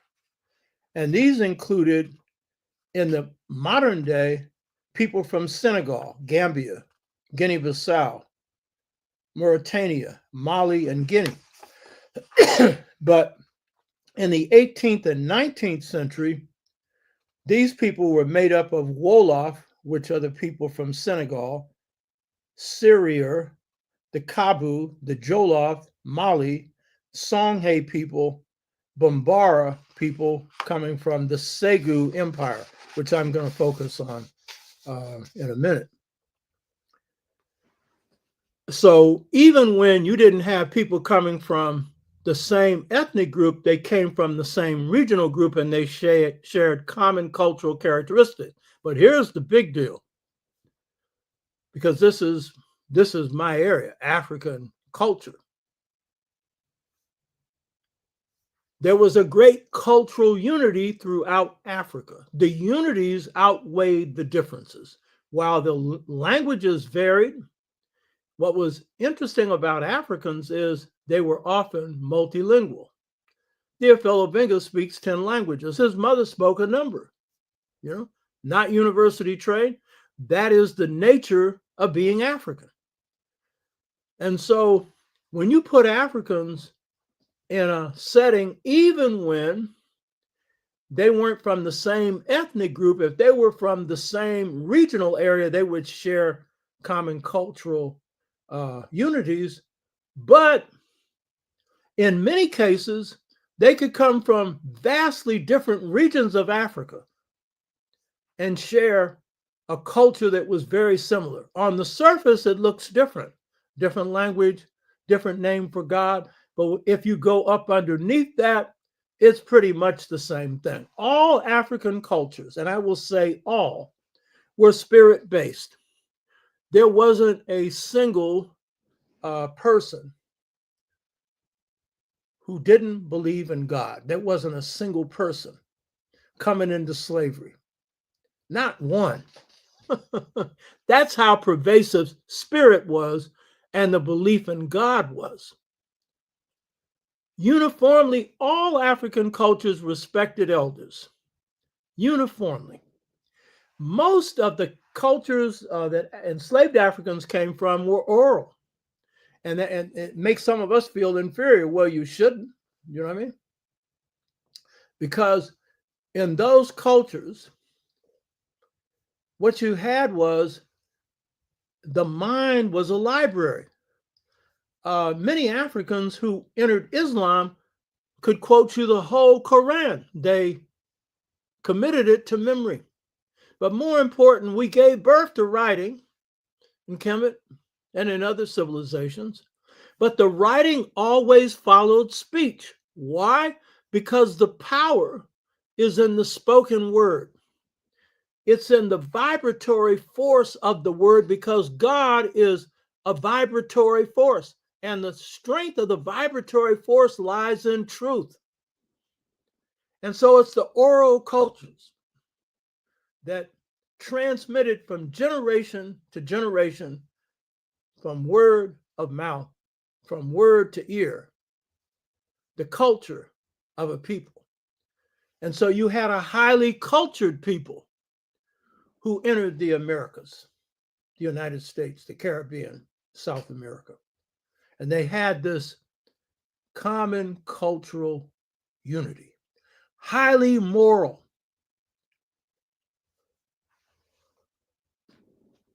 Your word was you. Older Black people in this country could reach an agreement on something, transfer property without anything in writing, based on the word. You can't do that now. Some have become as crooked as a pretzel, or you got to go to court and prove something, so it needs to be in writing. But you are your word. What a Black woman loves most about a Black man, or a Black man loves most about a Black woman, is that when they say something, they mean what they say, and that they stand on it, that they are an expression of their word. And that was the nature of 99.9% of Africans who came into the Americas. I'm saying that so that I can sound objective, because you can't say all of everything, but you could say that. These were noble people. Noble people. And that's also why you could survive 249 years of hell and still come out righteous, not because of Christianity, but because of your belief in the truth. And that's why most of us didn't become Christians during enslavement, because the worst slave masters were Christian ones, you know? And how can you claim to be a child of God, and here you are running around selling people, torturing people, raping people, chopping them up into pieces at times? Didn't do that too often because that was your property. That's the only reason why you didn't do it more, you know? So there was this cultural unity, but it was mainly the fact, and this is the key one, Africans coming to the United States, this is true in the Caribbean as well, but it works a little different. I'm not talking about the Caribbean today. When Africans were brought into the United States, enslavers had specific economic needs. They needed Africans with specific skills. And so as a result of that, what you had were Africans concentrated in different regions of the United States, and in particular states within the United States. And first of all, we know the general concentration of Africans coming into the United States. If you read my book, The Integration Trap, Generation Gap Caused by a Choice Between Two Cultures, on page 241, I have a chart. And I drew this from a magnificent work called Exchanging Our Country Marks, written by a man named Michael Gomez, who's done, I think, the best study on African American culture coming in from Africa to the United States that's been done so far. And this particular chart is a chart put together by two scholars, Philip Curtin and David Richardson. And what it's showing is the ethnic concentration of different ethnic groups, the percentage of them coming into the United States. So Senegambia, 13.5% of the Africans coming into the United States came from Senegambia. Sierra Leone, 16.6% of Africans coming from Africa to the United States. The Gold Coast, which includes Ghana, 14.1%. The Bight of Benin, 3%. Biafra, 15.6%. West Central Africa, 25.3%. There's something I want to note here that I've discussed before. The civilizer of Africans were the Twa. And I'm the scholar that's come up with this. And that's because of what God gave me that led to the twinlineal thing. So that when you see Niger, Congo, Bantu people, which it's from this group that the linguistic system that's often called Creole or Ebonics that's practiced by Blacks in the US and the Western Hemisphere, it comes from these groups. But these groups were first civilized by Kung people, Twa people. They were taught how to cook, make fire, proper relationships between men and women, prohibition against incest. They were taught all of the elements of civilization, including medicine, astronomy, a whole host of things. Dr. Obenga said his people from the Congo were educated in medicine by the Twa, who used spirit medicine, by the way, as well as physical medicine. So it's important to note that underneath all these cultures that come in, and our historians have missed this, all of them, because the Twa have been reduced to anthropology, and it's like a separate field, and they don't integrate it into historiography, that is African historiography. And so they're just kind of left to the side, but they're the foundation people. And I've shown in the Integration Trap book, they founded Kemet, so the people that want to just focus on Kemet, but don't want to focus on them because they'll go to the first dynasty, 3200 BC, and ignore 10,000 BC, which they started, laid out all the elements of Kemetic civilization. So underneath all these cultures comes these little Twa. So what you see is Africans who come in here come from these different regions of Africa. And then what happens is these Africans get concentrated into certain geographical areas of the United States. Again, that's the way you perpetuate culture. People coming from similar groups. And so, first of all, what we see is that in the case of the United States, the cultural groups that come in get concentrated in specific areas. So Virginia and Maryland, the geographical enclaves were made up of Igbo people, especially in Virginia, because a lot of enslavers did not want Igbos because they were about freedom and they tended to commit suicide, but they would revolt and everything else. And so a lot of them didn't want them, but Virginia would take them in. But you find in Virginia and Maryland, heavy Igbo concentration. You also find Akan people in Virginia and Maryland.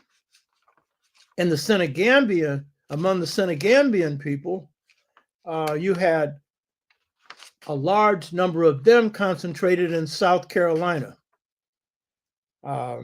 in Georgia.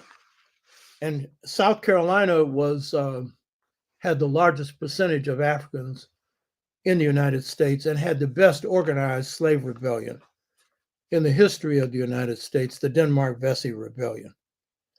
And then you find also Africans in this area coming from West and Central Africa, and you find them coming from Sierra Leone.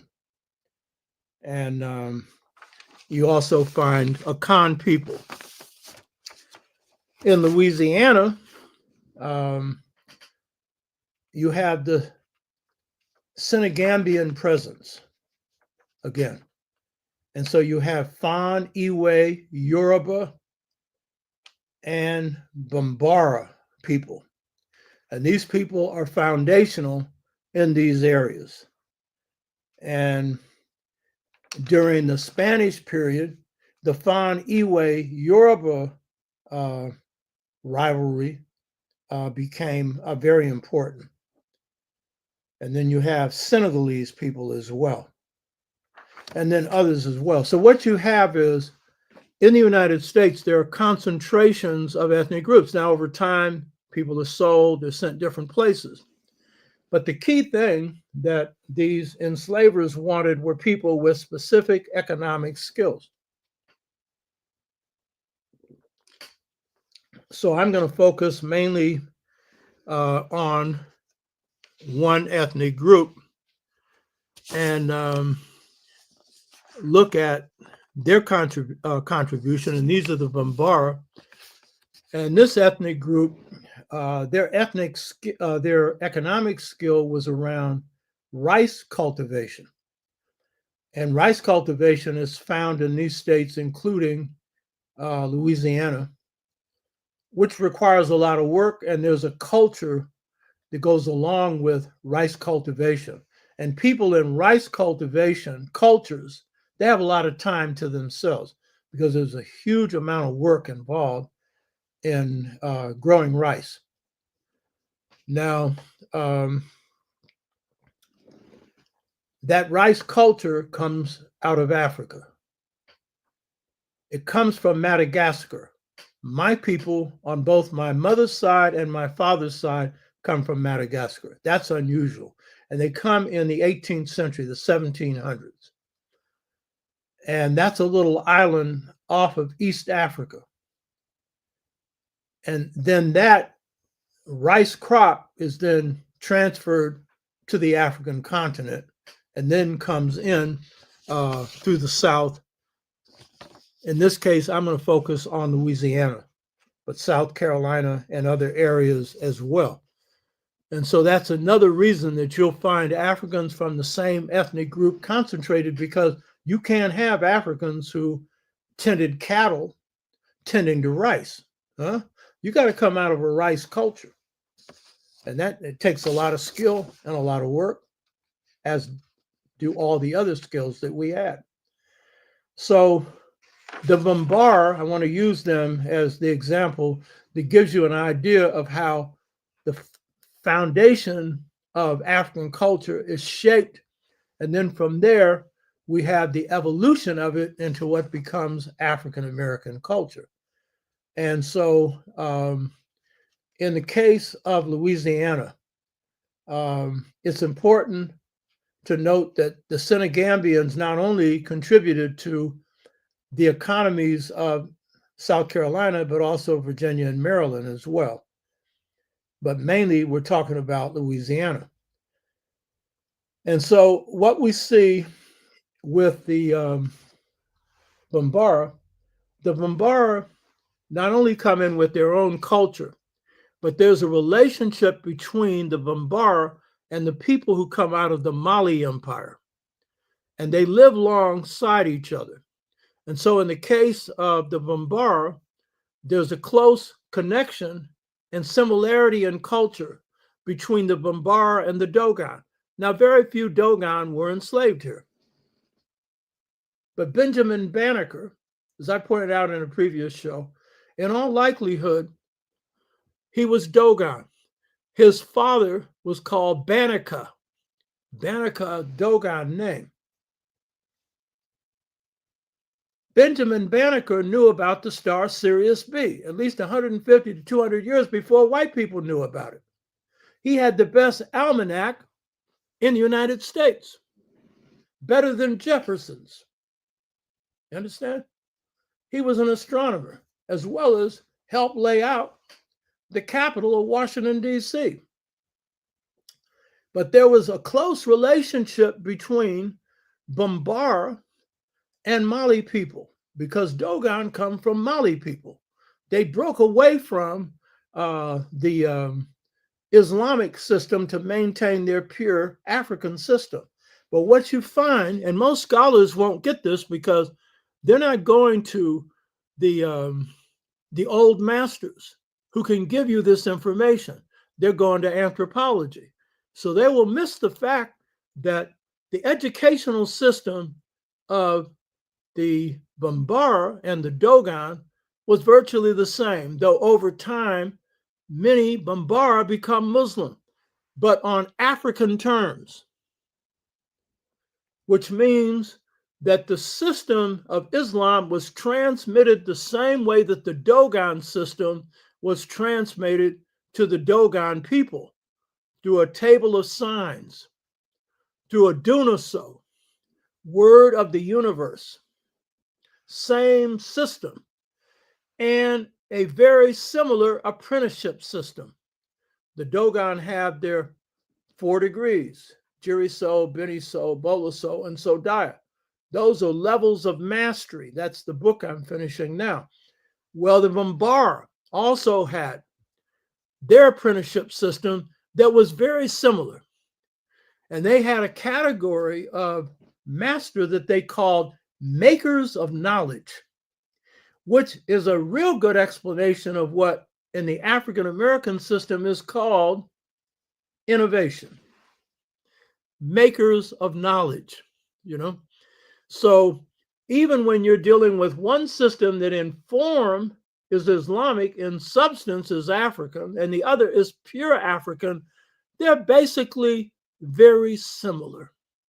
And so when they're meeting and coming together now in the US, not that many Dogon, but for other African systems, the Malian, for example, and the Bombara, when they're meeting, particularly the Bombara, they come out of a patrifocal system, but it's twinlineal. But descent is traced through the line of the male, but it's a male-female system. It's a twinlineal system. And I think this in part accounts for why Black families could hold together during enslavement. They had this complementary idea of no masculine without feminine, no male without female. It's at the core of the philosophy. Bombara, Dogon, Malian, and it's at the core of the blues. You know what I mean? It's the core of the spiritual blues. It's the core of African American culture. So what you're seeing with the Dogon, and then particularly with the Bombara, is that in 1625 AD, a group of Africans, one called Fulbe, Fulbe, they intermarry with Bombara, Mande, and Black Berbers. And they form a kingdom called Segu, S-E-G-U, Segu. And I studied this kingdom. I've talked about it briefly on this show.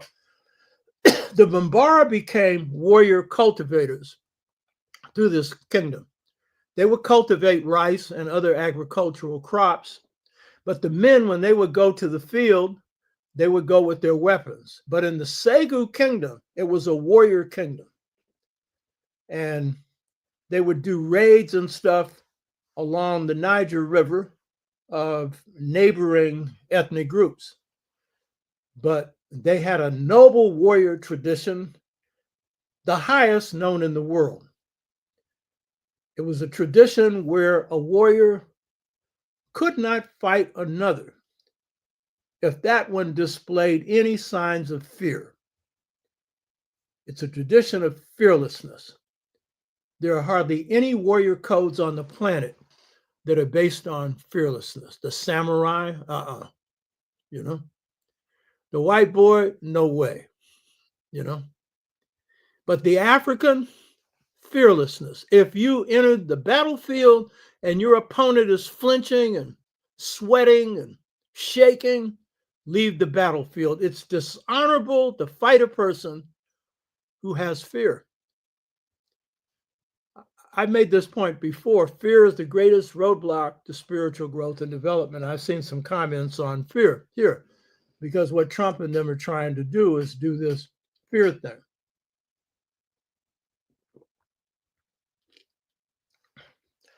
What you think you fear is always greater than whatever it is that you lay out to be fearful of. Fear is an unnatural condition. You're not born in fear, you're taught fear.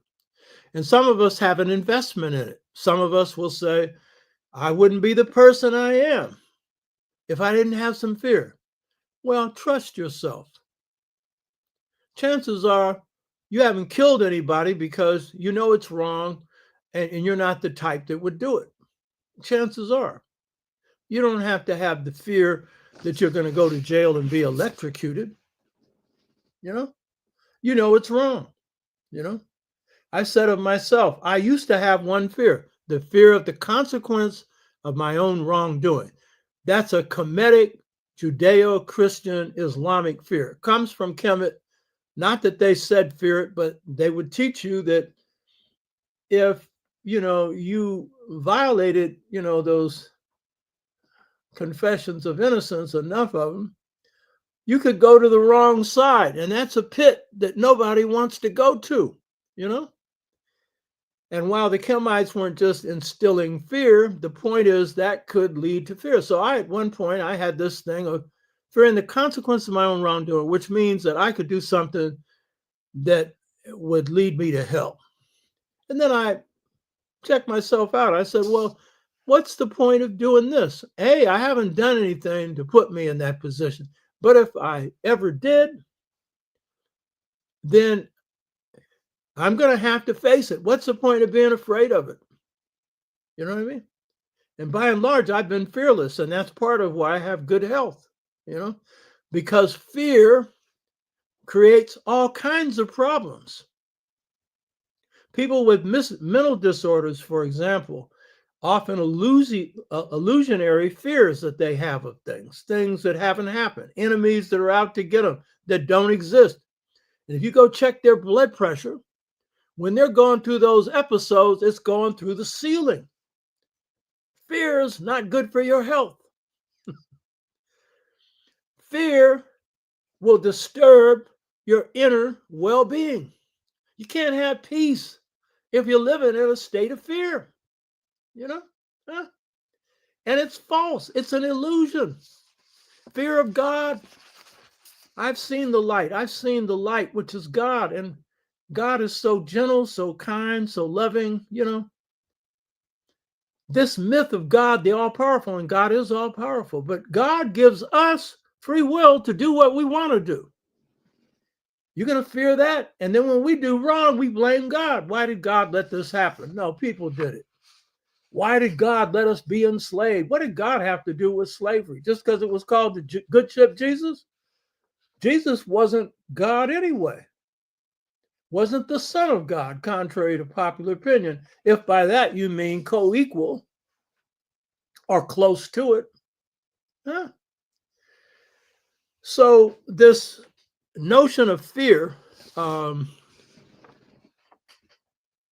was one rejected by the Bombara warrior coming out of the Segu kingdom. And so some of them were brought into America. As I pointed out before, in all likelihood, Malcolm X's great-great-great-grandfather was Bombara. And the Bombara were tall and muscular. And Malcolm's family was all over 6'4", 6'5", all of them brave. And that bravery had been instilled by the first ancestor, Malcolm's great-great-grandfather, a Tsar, And so that was in Malcolm. That was passed on, But you didn't have to be Bombara to have this. This was a common feature throughout Africa, fearlessness. So the African that comes to the Americas, they're nice people, but they're tough. You don't want to mess with them. If it's a little Igbo, he's tough. And if it's a big Bombara, he or she's tough. And if it's an Akan man or woman, tough, and all of them beautiful and know it. And so it's this culture that nurtured over 149,000 years ago, starting with the coon, that is carried in here, going up against a culture of criminals, of, people who had been shipped from Europe for theft or whatever they had done. Many times it was crimes of poverty, but, they weren't the most highly evolved people. And we're talking about how they can pull off brainwashing and everything else. Yeah, some things that happened to us, but we came in with a lot of us already in. So the Bombara developed a warrior cultivator culture out of this Segu kingdom, and it's under the leadership of a man named Khalidan Kulubali, who ruled between 1652 and 1682. And so it's this group that's coming in to the United States and into the Western Hemisphere. The Bombara came out of this patriarchal system where the last name is traced through the father, the same way it is with the Dogon, and but twinlineal. And called patrilineal, but not patriarchal. The descent is traced through the last name of the father. But in many of these cultures, those coming out of Mali, you have the twinlineal name set. Sunjata, the great leader of the Mali kingdom, Sun, Lion King, the father, Jata, Buffalo Woman, the mother. And so the name, even though you could say that this was a patriarchal system in some cases, it was twinlineal. And so you had that balance in the culture. The Bombara come out of a spirit system. And so in the spirit system, God is defined as infinite force outside of space and outside of time. And so the idea that God is a force, and then I've gone through this before, the knowledge in the Bombara system is passed on through a chain of transmission, which is the first ancestor who received their wisdom from God, which would be the Twa as the first ancestors of human beings. But for them, it would be the great elder. In Kemet, it would be a Sar, And so when knowledge is being passed on, it's always being passed on by a master to an apprentice. And so this is the system of the Bombara, but the Bombara system is centered on God, the spirit of God. And, we've talked about previously on this show, the system of Jeruma, Gerumaa, which is the ideal man or woman in ancient Kemet, the self-contained, self-mastered person. The Bombara had the same system called Ma, the quiet one, the self-contained one, the balanced one, the ideal human being. When they passed a person of those qualities, they would say, there goes Ma. That's almost like saying, there goes God, but not in the egotistical sense, the good person. This is the culture that the Bombara carried to the United States. They carried within them charms, magical charms, which in Louisiana was called Zinzin, Z-I-N-Z-I-N. And of course, the voodoo doctors who, Africans would go to in this country for consultation. If with my first wife, she had passed on and her mother had passed on, so that her father had to go to Louisiana to get a priest to give him protection so that her spirit wouldn't continue to haunt him, But those were found all over the South, but Louisiana was a special place because they maintained the voodoo system. And then, of course, there's the apprenticeship system that comes out of that. And then in the case of Louisiana, because it's coming under French rule, the French had ideas about the family different from the Euro-Americans coming from Britain and other European countries. And that was, they believed that the family should be maintained intact. And so enslavement, you didn't have a lot of separation of mothers, fathers, sisters, and brothers. And so under that system, you could maintain much more of the African traditions. And if you go to New Orleans, you'll see that spirit today. My people, as I said before, on my mother and father's side, come from Madagascar. In my family tree, my family put together a family tree going back to 1865. And the first ancestor, my slave name was William Henry Bradley. And that junior, my father's name was William Henry Bradley Sr. Well, the first William Henry Bradley was 1865 in Virginia, But my father was from Louisiana,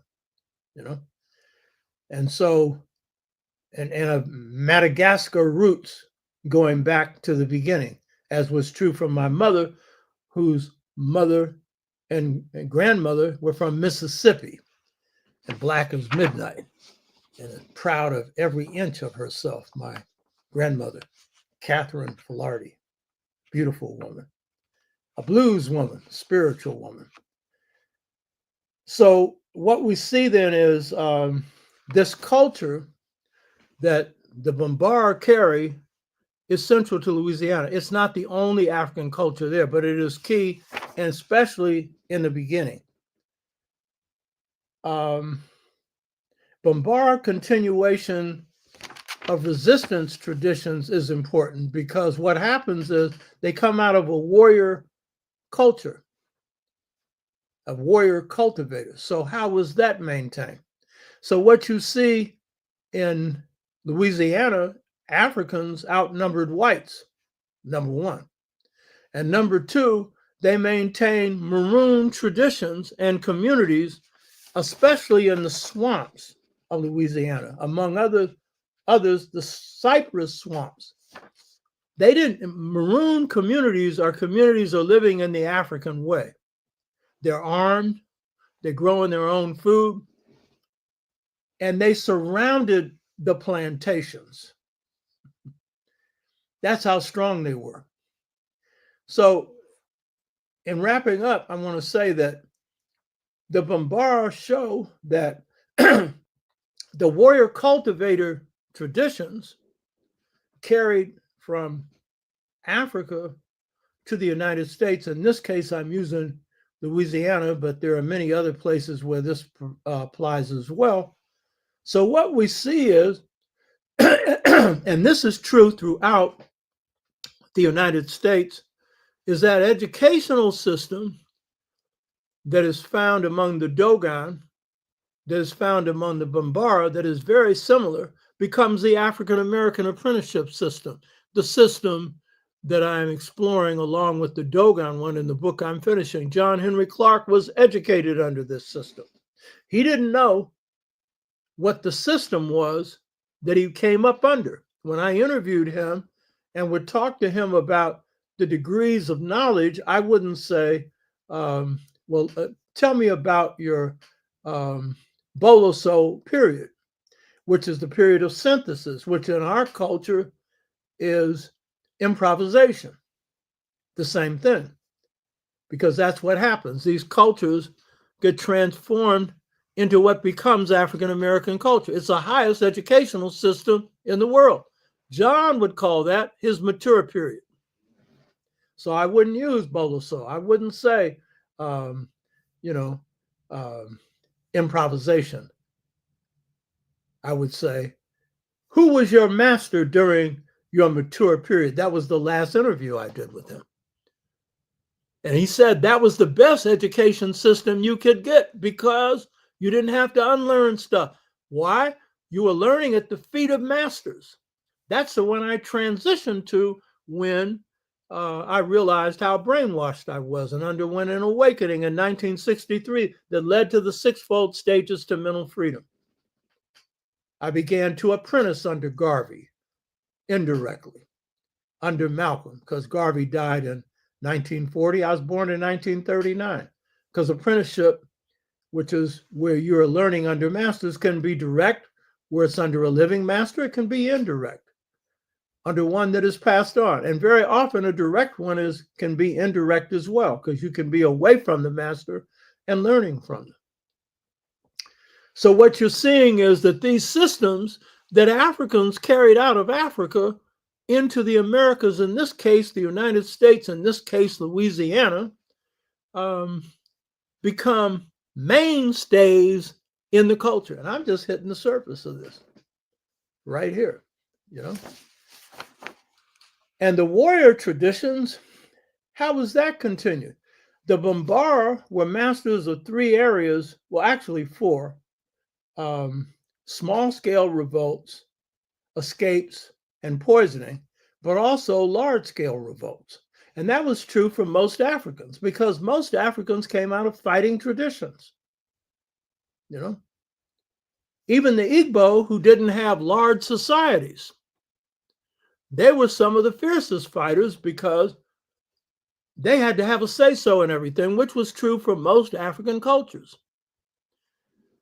So, in conclusion, this topic, African American culture, is based on an African cultural foundation. I'm just giving you one. I'll give you a few more in follow-ups, but you need to do your own homework. It's not just about knowing what part of Africa you came from. That's good to know. But to understand, why is it that this African has created in the United States, the same is true for the Caribbean, for South America, cultures of such beauty? Why is it? What has enabled us to inspire the world? What has given us the inspiration to stand up and fight when all the odds seem to be against us and win? What is it in us? This is far from this broken Willie Lynch Negro that has been dreamed up. Huh? You some bad Africans. You hear me? You some bad people, as in good. And so when we look at how these different regions of Africa brought in ethnic groups sharing common bonds in the Senegambia or in West or Central Africa, what we're seeing is the cultural practices and beliefs that become instilled into the Africans in this country and lead to what becomes what I call a new African culture, or what you call African American culture, or what you call Black culture. And there are some things that happen here that didn't come from Africa that help shape us, but did not come from white people. Those are the new African features. We'll get into those later. So I hope you got something out of this, because as we organize, as Cabral said, liberation's an active culture. And if you're going to achieve liberation, you have to draw from the best features of your culture. And in the course of struggle, you'll probably transcend the culture and improve it. because that's what happened here. We drew on African culture as the foundation, but then as we went through the trials and tribulations of hell here, we created something that was old and new, and that mixture is a new African culture. And we still have the negatives that we have to overcome. We all do. Even if we hadn't undergone enslavement as human beings, we would have to undergo coughing up those negative features. So I hope you got something out of this. African American culture is based on an African cultural foundation, and you're more African than you know, or some of you already know. So Hotep. Imhotep is asking, do you recommend that we use these various DNA companies to trace our origins? Yeah, sure. Because it'll show you through blood groupings what areas of Africa you came from. So that's an important thing. Brother Ugawa, from the young brother I mentor, why is having a code of honor from Africa important in developing young men's character? Because without honor, you're not a man. And without honor, you're not a woman. And the essence of honor is good character. And the most important thing about good character is your speech, that is your words and your thoughts. And so the extent to which we try and be the truth, then that's good character, you know. Smart ain't good enough. I was talking to one of my advisors, Ola Minji. He's a real wise brother coming from Chicago. And I was complimenting one of our scholars who I said really was born with an exceptional mind. And then he made some comments that I won't repeat, but he basically said, it's not smart blacks that we need. We need wise ones. Smart doesn't hurt, but wise is key. And then we were discussing that in the context of John Henry Clark, who would often say he had a mind better than 40 minds. And then I said, well, I don't really know about that one. But what I do know is he was wise. And wisdom comes through the development of character. There are old people who are not wise. And that's because in the ups and downs of life, they haven't humbled themselves enough to admit their mistakes and try and do better. Have gone through life denying the wrong that they've done and then asked to be forgiven or treated like they never did it. Which is individualism, egoism to the extreme. And, that's not character.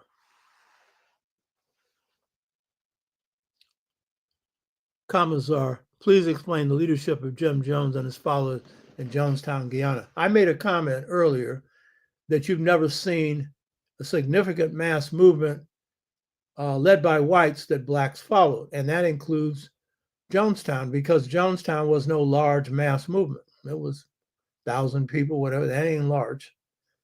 And I studied that movement. So he studied Father Divine, and he used that to manipulate people.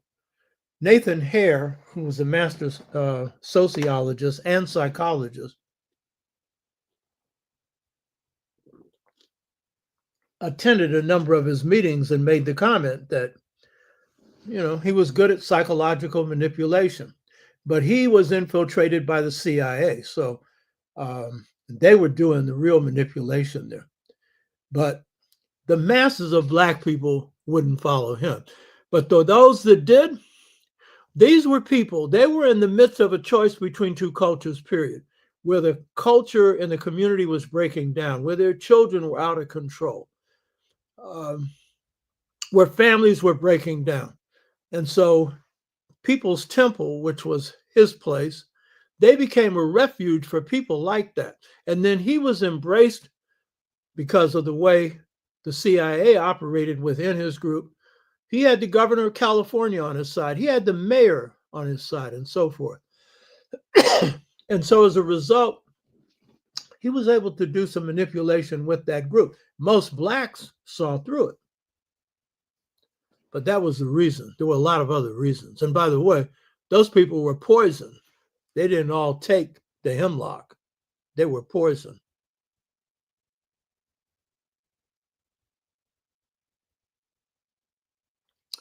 The question is African ancestry a better choice? I wouldn't know because I haven't looked at any of them. You have to do your own homework on that.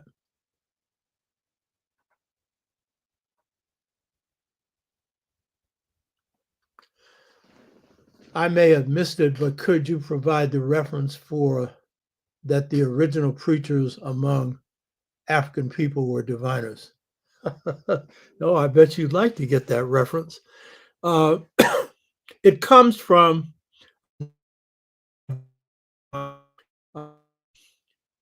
the old masters, and these are writings and stuff of that period, and they show that these old masters became the founders of the Black church. And it comes from looking at secret society systems and those and who they were. It comes at looking at, because it's not one source, it's looking at what was the culture of Black people at that time. Most Black preachers will tell you this, it was voodoo. And so the leaders that were the heads of this, they were diviners. And so you had in Black churches that were being formed, and it was see, Black people are 97 percenters. We go as a group. We used to marry 97%. Black men and Black women married each other. And 97% of us used to vote the same way, as it is 92% of sisters, 87% overall. But we tend to work as a group. We think as a collective. And so Blacks made a decision to drop voodoo into what they called Christianity. Anyone that studies the history of the Black church should know this. Black preachers know it. And so many of the leaders of these so-called churches were the ones that led them on the plantation. Why? They were their leaders then. They were the ones with spirit power. They were the ones that could divine, tell you your future and all the rest of this stuff. They were the ones that when they escaped from slavery usually wouldn't leave. They would be outside the plantation coming in and giving you readings at night to keep you from being whipped. But that wasn't the main reason that Blacks followed diviners. That's what they said in the slave narratives. Don't believe when 100% of Black people say the same thing. You better believe that there's more to it. They did that because that's a common practice throughout Africa. You want to know your future. That's why you went there. And you'd say he's a slave. He didn't have no future. Oh, really? Huh? Well, maybe it was to know if I try and escape, can I get away? What's the best route? Blah, blah, you know?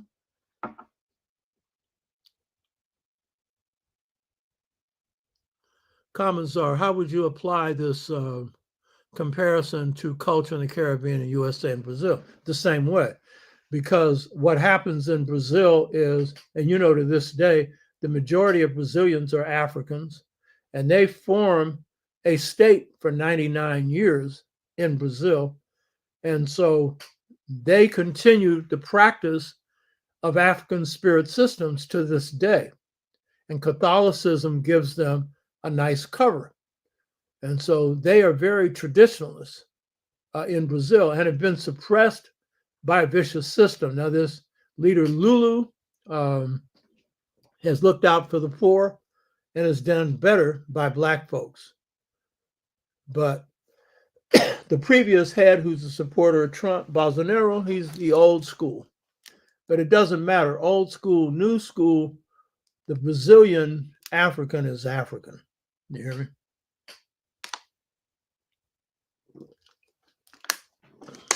And a heavy Yoruba concentration there. Heavy.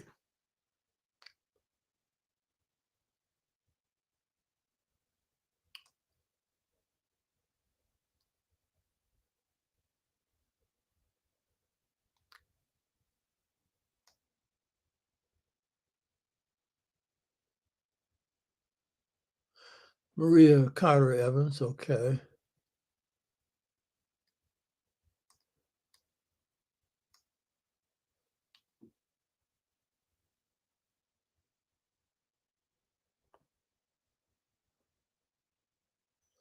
Kurt Thomas.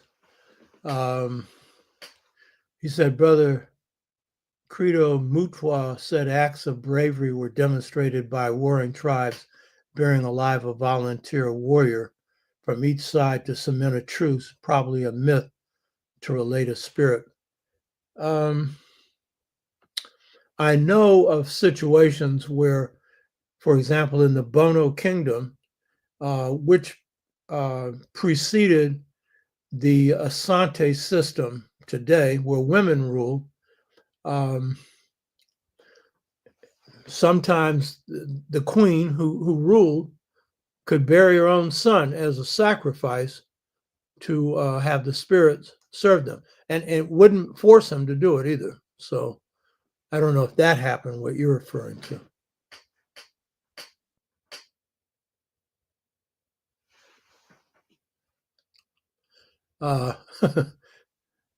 Brother Ugawa can quote the show. Show 129, where I'm dealing with Jeremiah Ma. This brother knows my stuff better, sometimes better than me. Age of Aquarius is the icon of a shaman pouring water, consciousness of a vase. The word says, in the last days, I will pour out my spirit, or awakening. Okay.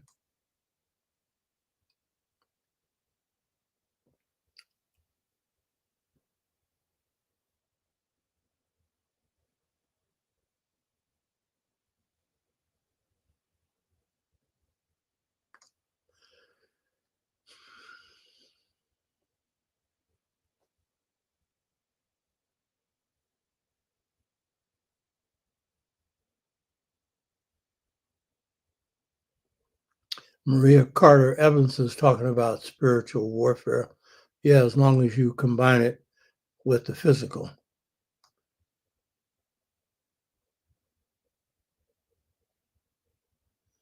Okay, there's inner conversation going on here.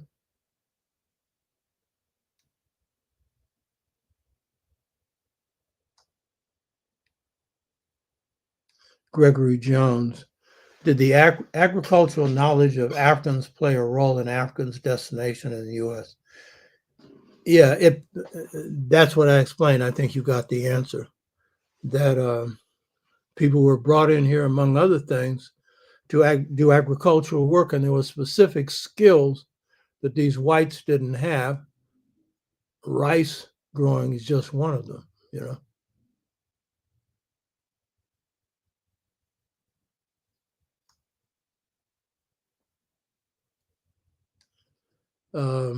Maria Carter Evans, thank you. Just saying that there are different ways to love. A hug is not love necessarily. Yeah, okay.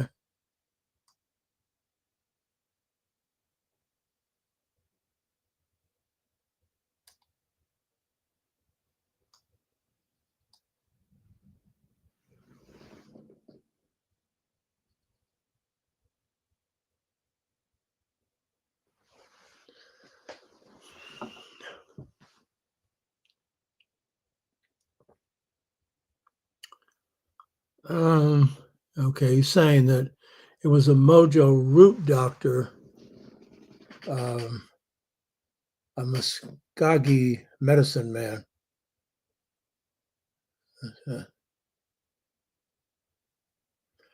Well, the person that gave Frederick Douglass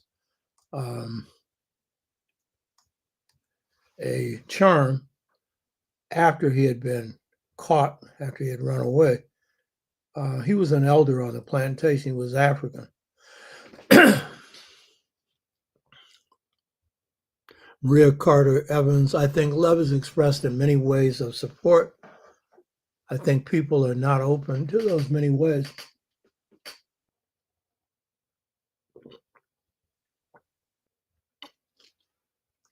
It's like if they don't get certain version of love, they feel unloved. People love differently. That's very true. However you get it, if you get it, That's the key thing. It's like water to a plant.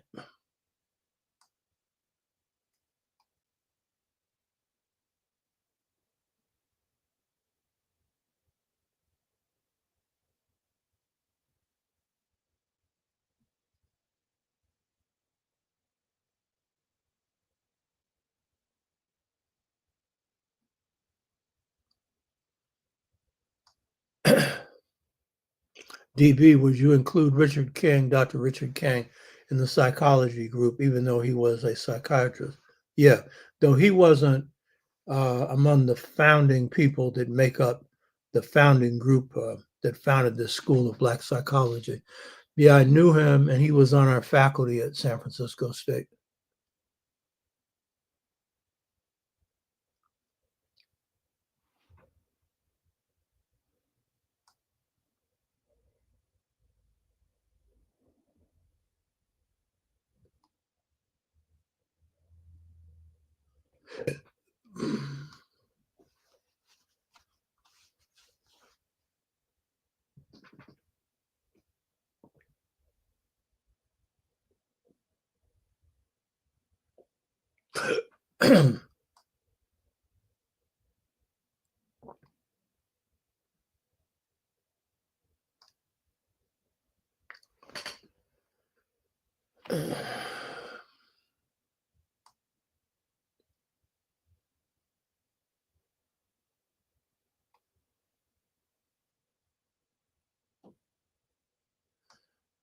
PCH Ride talks about the disrespect of a lot of youth for elders.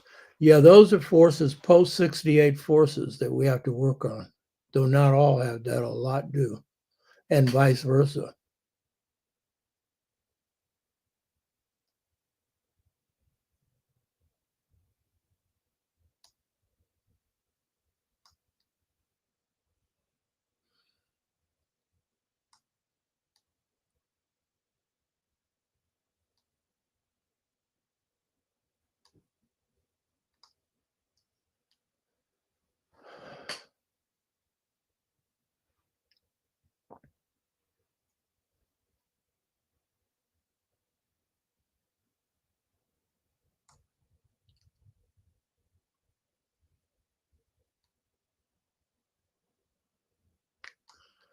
Now this, I'm a Black American, period. Yeah, okay. You'll see where Black comes from, and you'll see that this identification with Black is a part of our African identification in a new African form as I get into this. So it just ain't that we're Black Americans. You know what I mean? To be Black is to be African.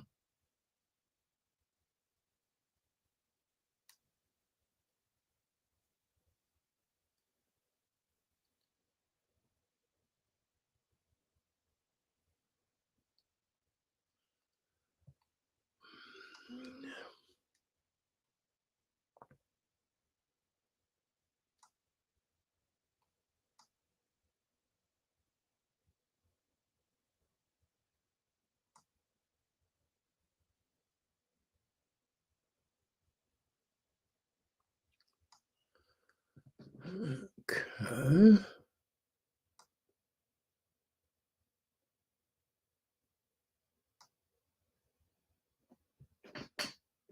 Yeah, Maria Carter Evans.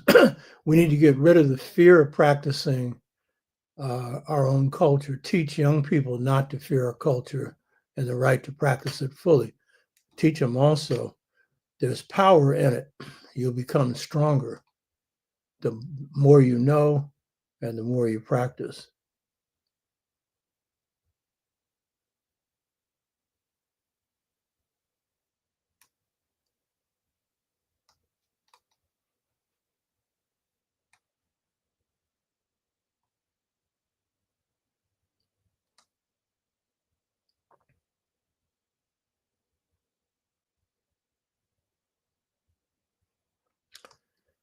Wolf Manley was making the point that for this boycott to be effective, you don't need to just load up the day before.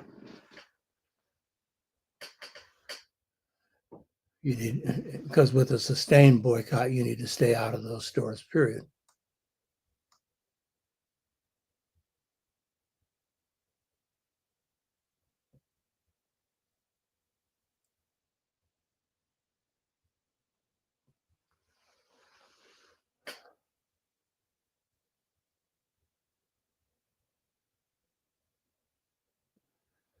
Steve McKenzie is saying that with the taking of jobs outside the country, now the U.S. can't independently take care of itself. Yeah, you know, those jobs should have stayed here, but also people should have been trained to also transition into new jobs that pay well. And they didn't bother to, because all they cared about, the people that controlled the manufacturing and whatnot, and the bankers who were making their own money, they just cared about continuing making a profit. They didn't care how many people were left by the side. So, because there are times where an economy will shift because of technology, people have to be prepared for that, you know?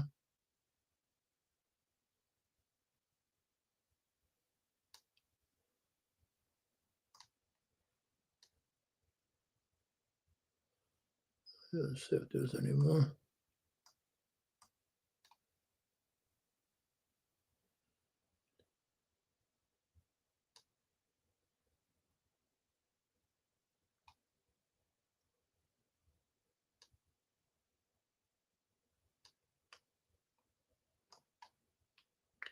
There's a lot of comments here, some of them between you all. I hope you were listening while you were making these comments. Sunspot Lou, neoliberalism has always been a trap. They've every bit as dedicated to imperialism and settler colonialism as conservatives. They just do it with a smile and feel good messaging. Yeah, conservatives, liberals, all of them alike. Yeah, true.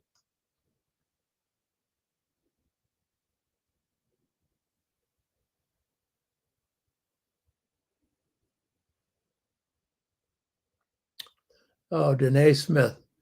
Well, that's nice. How you doing, lady? I don't know if you're still on here. How's your daughter? Send me a little message on the chat that comes after the show here. How's she doing and how you're doing?